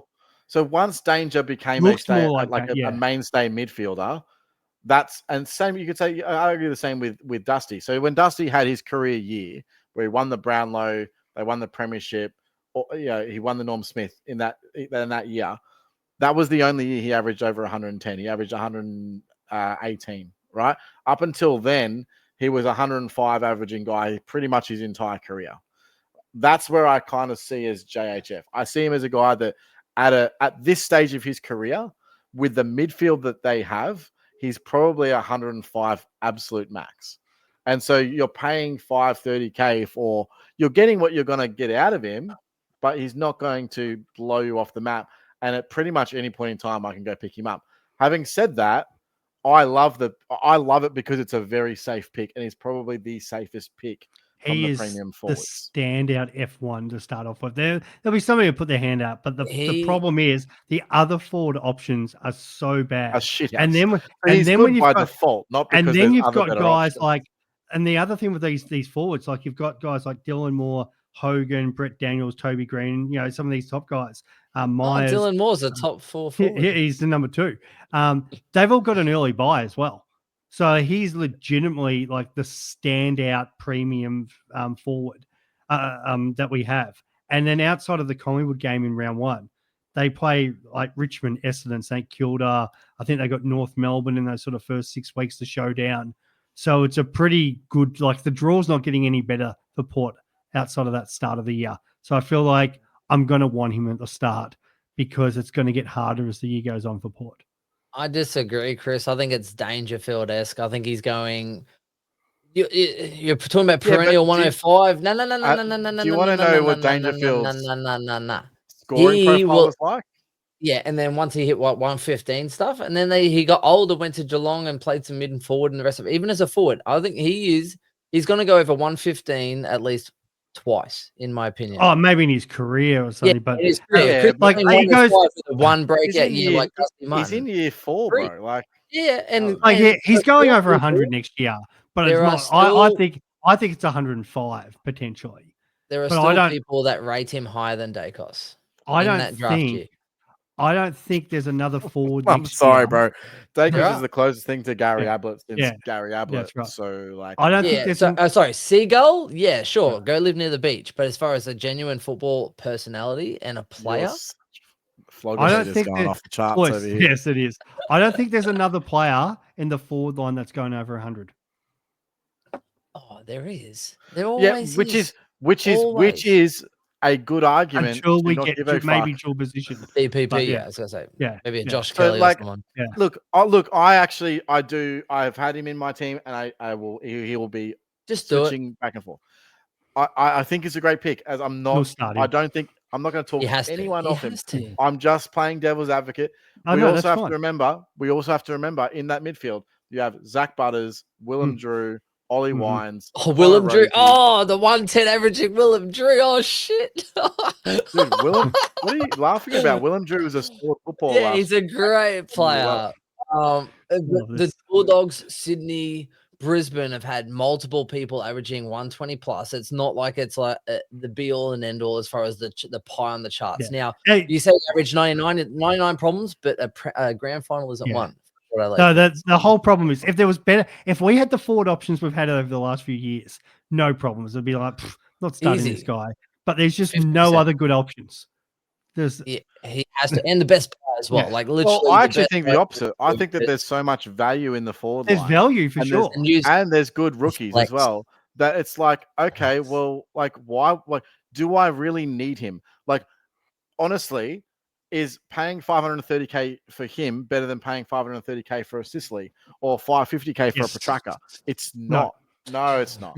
You cannot compare a guy you cannot compare someone like a Sicily. I don't care what you say. He's going to be playing for. No, he's not. He's not going to roll into a game. Horn Francis will average more than Sicily. Oh my gosh. I'm taking that and running. I will run that to the bank. I'm doing that right now. First bet of the year. It down. Are we doing it? Are we doing it? Because I'm doing that 100%. Horn Francis and Sicily? Yeah. For a 50? Sure. Cheers. Oh, I'm so in. This is like candy baby shit. All right, I'm writing this down. Cheers. Let us know in the chat what you think. I hope Sicily just plays some forward games with his shoulder. Wait. I need to be smart with this.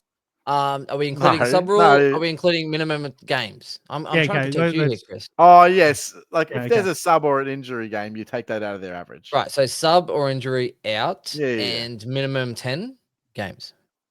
Minimum 10. Always could be minimum 10. Oh yeah, sure. Yeah, like if they have one game, I have to do this because Swizz turned it around 2 years ago, so I just need to make sure we do it live and proper. Live and proper. Just checking. Yeah. Okay, done. What's his name? JHF. Sicily. Min 10. Min 10. Min 10. Sub, no sub. Injury games taken out. Injury out. Unless the injury game is 90 plus. Like if you get 90+, No, you can't cherry score pick. goals. If they're injured, they're injured. If they're sub, they're subbed. It should. So Or you injury, can get injury in plays, Hannah, injury in plays doesn't count. If Now, it's a sub and he's a red vest, he's No, gone. it It should be doesn't count. injuries before 3/4 time. No, Yes. because that Yes. takes more Injuries before actual 3/4 watching. time. Who's gonna watch and track? Mate, Or no, you hang on, he got a you red don't need vest to. at You just get on 30 fan. minutes No, and 24 seconds Ben, of quarter you sprint. get on fan footy or the Supercoach app. It hey. actually tells them when you get subbed out. Swizz, are you in Or this injured. bet? No. Yeah, I agree with happy to Swizz. jump on. I'm happy to No, of jump on course if you you do. really No, want me no. to, but No. Anyway, let's move on. No, no. We spent move too on. long. Chris, red vest doesn't count. That's it. Or green vest. Like if he's on or off on a vest, doesn't count. That's well, it. It's neither as of simple them are as it starting is. as the green vest. No. Well, he might start as a vest Please, if mate. he pops his shoulder. If it's a vest, official sub out doesn't count. If he gets injured and Alright. they've already used their sub, tough luck. Yeah. So moving on, there is actually like Yes or no, quick. 6 obvious other mid prices that that people can select from. So I'm going to just quickly rattle them off. We've already talked about a few of them. Matt Kennedy is the one that I'll talk about, but there's also obviously Jack McRae, Bailey Smith, Luke Parker, Caleb Daniel, and Mateus Philippou. So all of those guys offer a level of value, and the reason they offer value is because, as you pointed out, Swizz, forwards are shit, right? Yeah. There's only 6 forwards that averaged over 90 this year. All of those guys I just mentioned have the ability to average 90, and in the roles that they present, some of them already have before. So obviously Luke Parker, if he gets that midfield time, you can see him going 95 plus with ease, probably over 100, I depending don't on see how him much going minutes he gets. 100, but I think he's that 90 to 100. Right, that's fine. It's totally okay. Yeah, that's fine. 390k. Yeah, 'cause I don't think any. Bailey- I'll Bailey say 90 to Smith. 99 because Bailey Smith, inside midfielder, has averaged 100 before. Caleb Daniel has averaged over 100 as a defender if he gets that for the full season. All 3 of those guys have runs on the board, and if you don't start with them, I'm pretty confident that you might be regretting it if they get the role. Yes? I was going to say Parker's probably the bigger question mark because sometimes even with a 100%. mid and a forward, it's like an 86 to 90. So he feels like it could be good. And I feel like the 50-50 could be good because he's also a good mark as well. A contested mark can hit the scoreboard. But for me, that Parker's the one where sometimes even with some mid forward split, he's kind of a 86 to 100. So it is a bit of an open net for him. Yeah, I mean, look, Parker is definitely the one that is a little bit up in the air. I think obviously he's one we have to watch in the preseason. I'm just pulling up his age. He's 32, right? So yeah, is this I'm not really sure what they've got in mind for his role. I would say at best case scenario, it's 50% mid-time, right? Now, what we've seen in the past with Parker, he had let's call it 6 years in a row, almost 7, where he averaged 100 straight before last season, right? He's only ever gone above that. He's gone 108 and 110, but that was in 2014, 2016, like long time ago. In between that, it's just been like hovering around 100 average. Now, could he do that? Yes. Does he have the role to do that? I don't think so. I think that he's probably more that sort of 90 average, but again, at his price, anything can happen. And he could be one that you miss because of but he also doesn't have that buy. So it's a couple of things in the air. I don't really know where to situate Parker. The one that I did a bit of a dive on today was Matt Kennedy. So Matt Kennedy is the reason why I'm kind of leaning against JHF at the moment. And the reason is, so in 2022, Kennedy played 17 games for Carlton and averaged 58% CBAs. And he averaged 96.8, I think it was. And then if you take in his games from last year, so he played 6 games over 50% CBAs. Of those 6 games, one of them he was a sub, and he only played 42% TOG. So he actually only scored 25 that game, but it's useless for scoring because only 42% TOG. Of the other 5 games, he averaged 96.7, so like 0.1 less. So what we can fairly confidently say is if Matt Kennedy gets a role that is a CBA midfielder of over 50%, then he's probably going to be able to score above 90. And well, that makes him a keeper in the forward line, but it could be as high as 100. That's 90 to 100 is kind of where he sits. Now, the thing is, Bevo, the already existing midfield mix, where does he sit into that? Into that? And I lean back towards, I've been told two different stories. Supporters will come at me from different angles, right? So I've talked to Western Bulldogs supporters today that have said to me that, yeah, they think that he's what they lack in the midfield and that Libba's gone and he's past it and he's a has-been. And then I've talked to other guys that go, no, there's no chance because after Libba, there's also Riley Sanders. Bont deserves more midfield time. Jack McRae wasn't playing in there anyway. Bailey Smith wasn't playing last year. They've got Richards, Hugo Garcia more. Richards is now a bona fide mid. Treloar somehow put a career year on last year. So there's we get it. Where does that 50% come from? But then I go, why did he move from Carlton? Because, and so you said to me today that apparently they didn't promise him anything. And I say to that, why the fuck would he move from a team like Carlton, who's on the verge of a premiership? Literally. Do you not hear what happened? They played Brisbane in the final. Yeah. And his wife gave birth and he left early to come and play. And then they subbed him out in the first quarter. So he left his wife and newborn. Smacked? Yeah, but still, they weren't getting smacked in the midfield necessarily. They just wanted to bring on the ruck. No, but he took it. I think he took it personally because it was like I did the team thing. I put the team first. I left my wife and newborn child. That was 12 months before he got traded, right? No, that was this year. one. End of last year. No, because Chris, remember they started to Conning as the sub, and nobody could work out why. Yeah. It was the strangest sub decision. He was all of a sudden, it was. That's why he wanted out. Yeah, how close did Kennedy at the subbed off at the start of the second question? Yeah. And Kennedy at that point he was on 33 Supercoach in I think 29%. Yeah, 29% game on time. Game time. And then after that, didn't they get an injury as well? It was literally I think maybe Doc or somebody else got in. I'm pretty sure somebody got injured not far, but I think kept playing or something. But yeah, it was just the strangest decision to get Conning out there like that. It made more sense, because everyone thought, they'll play TDK, and then if he gets injured, they'll take him off. But it was bad. Yeah, it was just shocking. It was a clinic. But imagine you left Eliza and Noah and flew up later after the birth to then play football, and then the club just playing well. Playing well as well. Yeah. It was a final, right? Yeah, I'm good with it. Nah, you are not. You have the biggest ego and the biggest head of anyone in the biz. What I will say is that during trade radio and while they were going through the trades, he did an interview himself. Now, of course, now that I didn't know that information, right? So you can see that he probably wouldn't present that way to another club or whatever it may be, right? In the interview, he actually said that in his post-match, what do they call exit interviews with the club? He sat down with Vossi, and Vossi said, "Yeah, we see you playing the same role next year." And he's like, "No, I want to play more midfield time." And he was like, and Vossi was like, "No, we see you as a half forward mid hybrid." And so he went, "No, I see myself as a midfielder. I'm going to go somewhere where I'm going to play midfield." That's what he actually said in the interview on Trade Radio. So I can see, though, why you wouldn't say what you just described. Yeah. Right? But also, you might be a midfielder and you're no going one's coming out to say that. In. That's the thing. Players are never honest. Yeah. Until they finish their career and write a book about it and be like, well, it's like every sportsman. Yeah. They're still in the game. I mean, Wayne Carey never lies.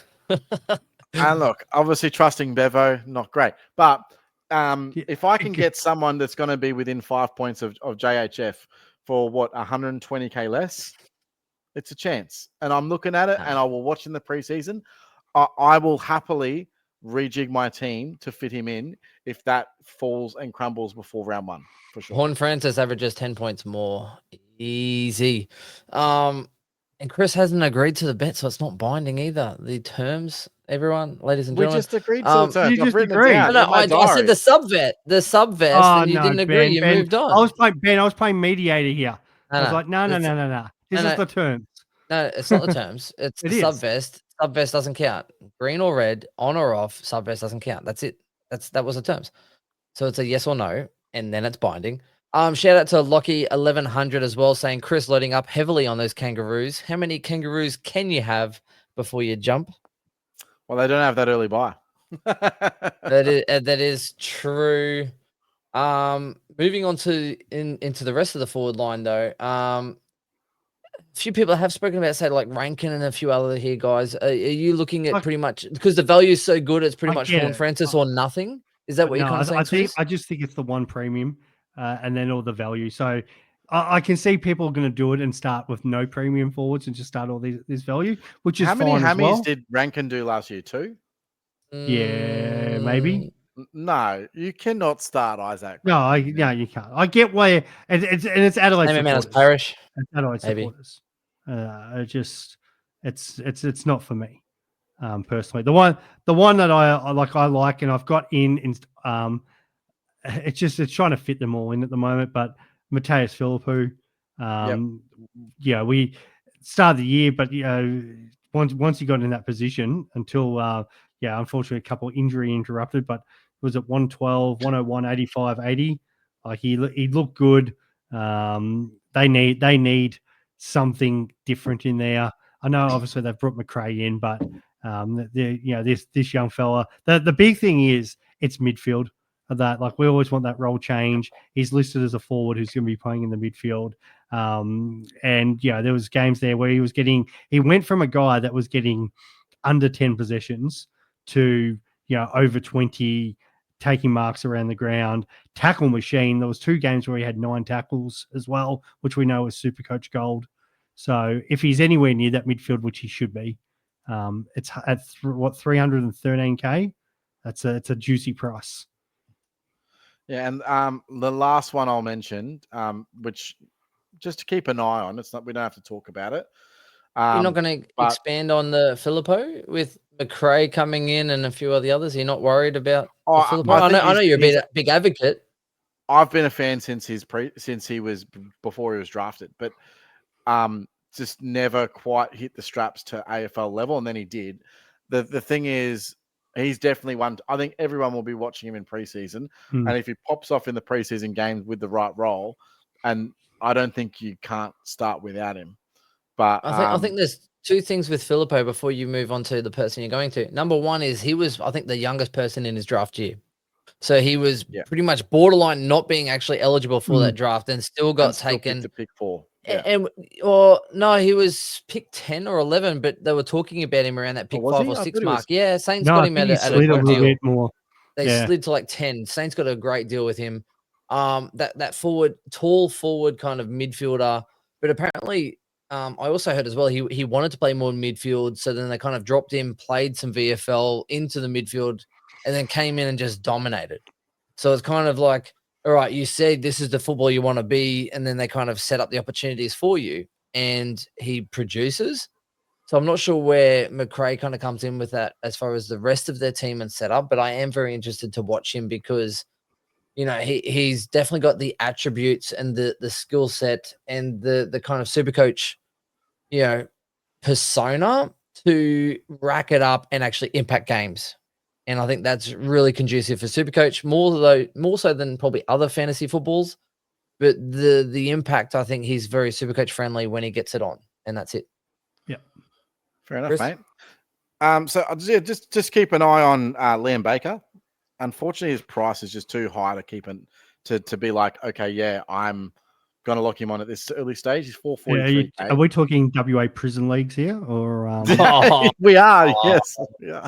Oh, now that he's not. He's trading his black and yellow for his. All it was an inquiry for being out late tonight, so there was nothing to look into there. But it was funny when I did see those headlines. I was like, oh, here we go. Go. I personally I'd prefer as a Richmond supporter. I think Shea Bolton. I'd look at him before. And that's the other one. I was like, so he's only 417K. These guys are both at a price point where it is very, very role dependent because we've seen them be absolute spuds in scoring, and then we've seen them be lights out. Now, Shea Bolton is the most erratic scorer I've ever seen. Amazing 150, player though, 60. right? But Oh yeah, they don't need him in the midfield at Freo. It's almost like a Walters replacement. No, he doesn't play midfield, Great. mate. It's just Yeah, that's what I mean. But his Supercoach averaging, when he would have the influx of average and people would be tempted, he got midfield minutes at at Richmond, and he's not going to get that at Fremantle. He's not going to kick enough goals and impact enough to go 100 plus as a forward at Fremantle. It's a great player, great role. It's more of a 85 to 92. Oh, I think he could. Which he could could be. play that. I think he could play that Dylan Moore kind of role. He starts. Yeah, I half think forward it's flank. Dylan Moore, Sam Flanders. What Mm, push the up? sort No. Yeah, he starts at half 100%. forward and pushes into the midfield, 100%. and he's the guy that explodes out the front of the stoppage. I Mm. think that's the role for Shea Bolton That's this year. 100% the role.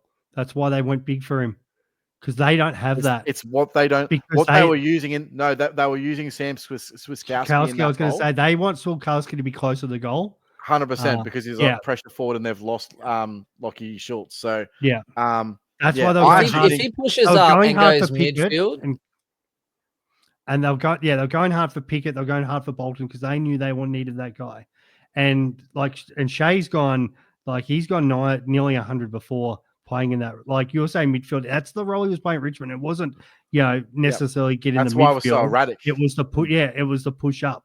If Freo are going to be potentially top 4 with this side, which now they might have the pieces together. top 4. I think they can be top 4. I think they've got a scope to do it. Yeah. They just don't have the people are talking about Carlton being top 4, and I think they get too many injuries. Don't hurt me, Carlton supporters, but they find they've just every year they just get struck with the injury bug. I think Freo's the one. Performance got fired, so that's one thing. Yeah. There's someone that finished 9th last year that might have a say about the top 4, but well, mate, buy yourself to a top 4, right? You're definitely going to be in that conversation, but I think there's a lot to like with Freo just with their list. If Tracy and they've got the forwards to do it, Tracy and Miss stay on the park, and now that you've got Bolton at the feet, there's a lot to like about Fremantle. Mate, I don't. It's hard to pick a top 8 this year. I can literally just see Swizz all of a sudden pulls his Richmond top off and there's a Freo jersey underneath. Shea Bolton shirt. Mate, I'm looking for a Dusty Mutton tattoo, with someone shaving all these replica heads or something on the background. Well, I think Grace Egan did that. That's Richmond's one of AFLW stars, and her sister got drafted to Freo and just pulls out the Freo shirt the other day. So I think a few Richmond people are just because we're not going to be supporting the West Coast guys. Quick side note here. At what point in the grand final do you think I actually started to drink? Well, I don't think you did because you had to drive, didn't you? No, we didn't drive till the next day. Oh. So yeah, we went home, watched the replay, and I had whiskey and the rest of it. I don't think you'd stopped from the night before. No, I stopped the night before. I woke up at about 9:30 in the morning, though. Swizz. I was hoping to get to the grand final at 10 a.m. and watch the pregame, but I got there about 10:30. But I was I'm quite an anxious person. I'm almost a little bit superstitious as well. But there was at one point where I was like, okay, it's in the bag. I'm now going to have some drinks, and I bought a couple of rounds. Yeah, in the third quarter. Three-quarter time. Yeah. Three-quarter time was the point. Okay, no team has come back from 60 points or whatever it is. I think it's safe to buy. It was the same for me, Richmond Adelaide. It was not until the start of the fourth. Which, talking about my mob, what would it take for you guys to look at 183k Tom Lynch? He's in my team. Yeah, he's in mine as well. My only concern though, and yes, the body is an issue, but you can't have a bad year. He's got a high ceiling, can kick goals. My only issue is the supply in that forward line. If he plays more further up the ground, as far as if they're going to dump it out of defense, and he's that guy that can take a contested mark and link up and actually be involved, I think he's valuable. If he plays super deep, I don't know if the ball's getting to him enough that I'm interested, and that's the whole problem. My only concern, Chris. Yeah. Look, I think a guy that can go 140 on any given day because he can kick a bag has to be in consideration at 180k, especially with the flex position. If you don't think that you want him on your field, but you're worried about the 30s and 20s that he can drop, he's a perfect guy in that flex position, in my opinion, because his score's not necessarily going to count. So Yeah, I don't mind. It's probably the best year to have 180k Tom Lynch, to be completely honest. I think you were thinking about him last year at 300k, so you got to be thinking about him 180. Exactly. Anyway, I suppose and that kind of Jack wraps us Martin up, as right? well. Jack Martin or Tom Lynch, Chris? Oh, I said this. Preseason will tell us a lot. The one thing that I do know is that Geelong have this ridiculous ability to turn some guy who's been injured for 6 years into the best player you've ever seen. So yeah, look, Jack Martin could come out, and I said this on my podcast, come out and be prime Brian Myers this year. Like exactly, he's 50 goal assists, permanent and 30 F6. goals. We don't trade him out. Like there's a realm where Jack Martin, because we know he's got the talent, right? There's a realm where he's just been underutilized by Carlton. They haven't got a hold of his injuries throughout his career. He goes to Geelong, spends 3 months in some sort of hyperbaric chamber, comes out and absolutely destroys the comp. Like, you know, there is a world where that is. It's a 1% world, but you know, it can happen. So preseason will tell us a lot. I'm just going to go through these names quickly of that, just so we can be first. Mitchell, he's a ruck. So George Stevens, Oliver Wiltshire, Lennox Hoffman. Well, he's named a defender, so that's going to be interesting. Jay Polkinghorn, Kieran Burke, and Xavier Ivitskik. We know Geelong pulled some random player from nowhere, and that. So we were first naming these guys. One of these guys will be like the next 85 averaging player that we pick up at 99k. That's like 2000 Chris trying to like say how you doing to like 20 chicks at the Alex Hills Hotel at 3 in the morning. Every year, numbers every freaking year, and mate. then eat a dirty hot dog. Can I also as well with rookies? We're gonna go preseason. We'll bring them up as they start to, news comes out. It's very early. This is pre-Christmas vibes, but there's plenty here. So Hall. Also Bustlinger, Smith from Richmond in defensive line. Is it the Mattia, like as in was highly rated, speedy Collingwood player. Erasmus, Reed, Curtin, Hewitt. There's so many players that have been in the system for quite a couple of years. 2 years to 4 years. Play even Sam Powell Pepper is cheap, boys. Like super cheap. Is it Constant T? Yeah, Constant T. Unstable. Yeah. I like him for North. I think they don't have that small forward. Yeah. Yep. Yeah. I think but there's so much there, and there's so many. I think there's quite a few lists that have been quite healthy, or there's people that have been in the system for a couple of years. I mean, you have even Ralston, Erasmus, Sheldrick, like people that have been 2-3 years deep of just outside the best 23, 24. They were an injury or two away, and they'll get their full mix, and it's going to be really interesting to see. So preseason, there's a lot there. Give us a like, give us a shout out. Let us know if you want us to cover the team by team analysis. Let us know if you want Swizz to keep us informed on what the fuck he plans on doing without us. And if you've enjoyed us, let us know. It's just been like 2 hours of us just having a bit of footy chat. Let us know if you've missed us. For the 4 people out there that watch BBL, you might want to follow Swizz for his content. Hey. There's 3.5, and I'm the half. But anyway, if that is you, look, let us know. And also, as well, side note, for this season coming up as well, and we've spoken about it. So I'm definitely committing to the weekly team stuff. Win or lose, I'm definitely going to do that. And then it's also, with life and with kids and with busyness, we're also looking, if you are great on the mic or you think you'll be good at the mic, we are looking to have some guests or volunteers or even someone that just likes to talk trash and supports with some consistency, while Chris is very inconsistent and erratic with his bookings. And then let us know if your name is anyone outside of Binger. We are interested. I'm kidding. Binger. We will get no, that's uncalled for. Binger, we will get you on preseason. Absolutely get Binger. We'll have to for the St Kilda podcast. Chris is like the LDU of the show.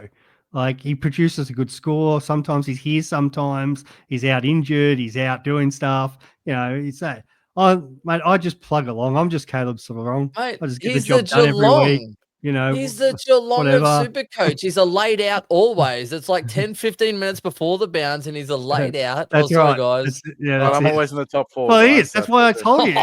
He's LDU. He's LDU. And then what happens is our stuff Oh. crashes because, you know, the app crashes every time LDU gets injured. No. Anyway, Merry Christmas. Yes, It's Merry 2 Christmas. hours. We've got 1 minute to say our commiserations before it is a minute. So look, whatever you're doing, if you're with family, if you're abroad, if you're out working or whatever you are, Merry Christmas. It's not always about the presents and the things, but it is the presents that you bring to your family, to your friends, to loved ones. And boys, I have really enjoyed being on the mic. It's been a while, and also catching up with you guys. And to be honest, it's quite good that Chris doesn't do BBL because I can only stand this guy for 6 months in a year. So it's been great. Cheers. Cheers, Chris. You're probably empty. And I am, yes, very empty. Can't use an empty glass. and he's gone. He has. Gone. He's Oh my literally God. left. Oh, he's just mic dropped and that's gone. good. He has mic dropped. Oh my God. He's got the red vest. So that he's gone. He Oh. scored 102. He's been flying, and with a minute He- to go, he's red vested, and that score hasn't counted. He didn't even confirm the bet because I'm like, I don't want a vest account. He No, didn't it's even confirm counted. it. It's in. He's It's gone confirmed. full Collingwood. He's now ninth Yeah. place. We're the top 8, and it's all great. So look, let us know. Please like, comment. We don't live to record, but we do actually really appreciate the commentary and the comments that people bring. So regardless if it's podcast, if it's YouTube, please comment and like, because that's probably what we do it for, mainly We for do the it for you interaction guys. with the community. Yeah, That's for it. you guys. Exactly. We love it. It's great. I've always said that it doesn't matter what, if we're recording, probably more for me because being in Melbourne in the footy bubble, actually seeing people coming up, talking footy, just, that's what we do. We love the interaction with you guys. So yeah, get on board, send us questions. When we're doing live shows, get involved because we absolutely love it. Yep. Get amongst Swizz too, because no one cares for me. I'm in Brisbane. That's it. Yeah. Well, it's Brisbane. It's Brisbane. Anyway, that's it. Cheers. Let us know who Merry you're Christmas. starting in your starting squad. Let us know who you like or who you want us to cover. And that's it. We'll talk to you soon. Merry Christmas. Merry Christmas. Bye. You.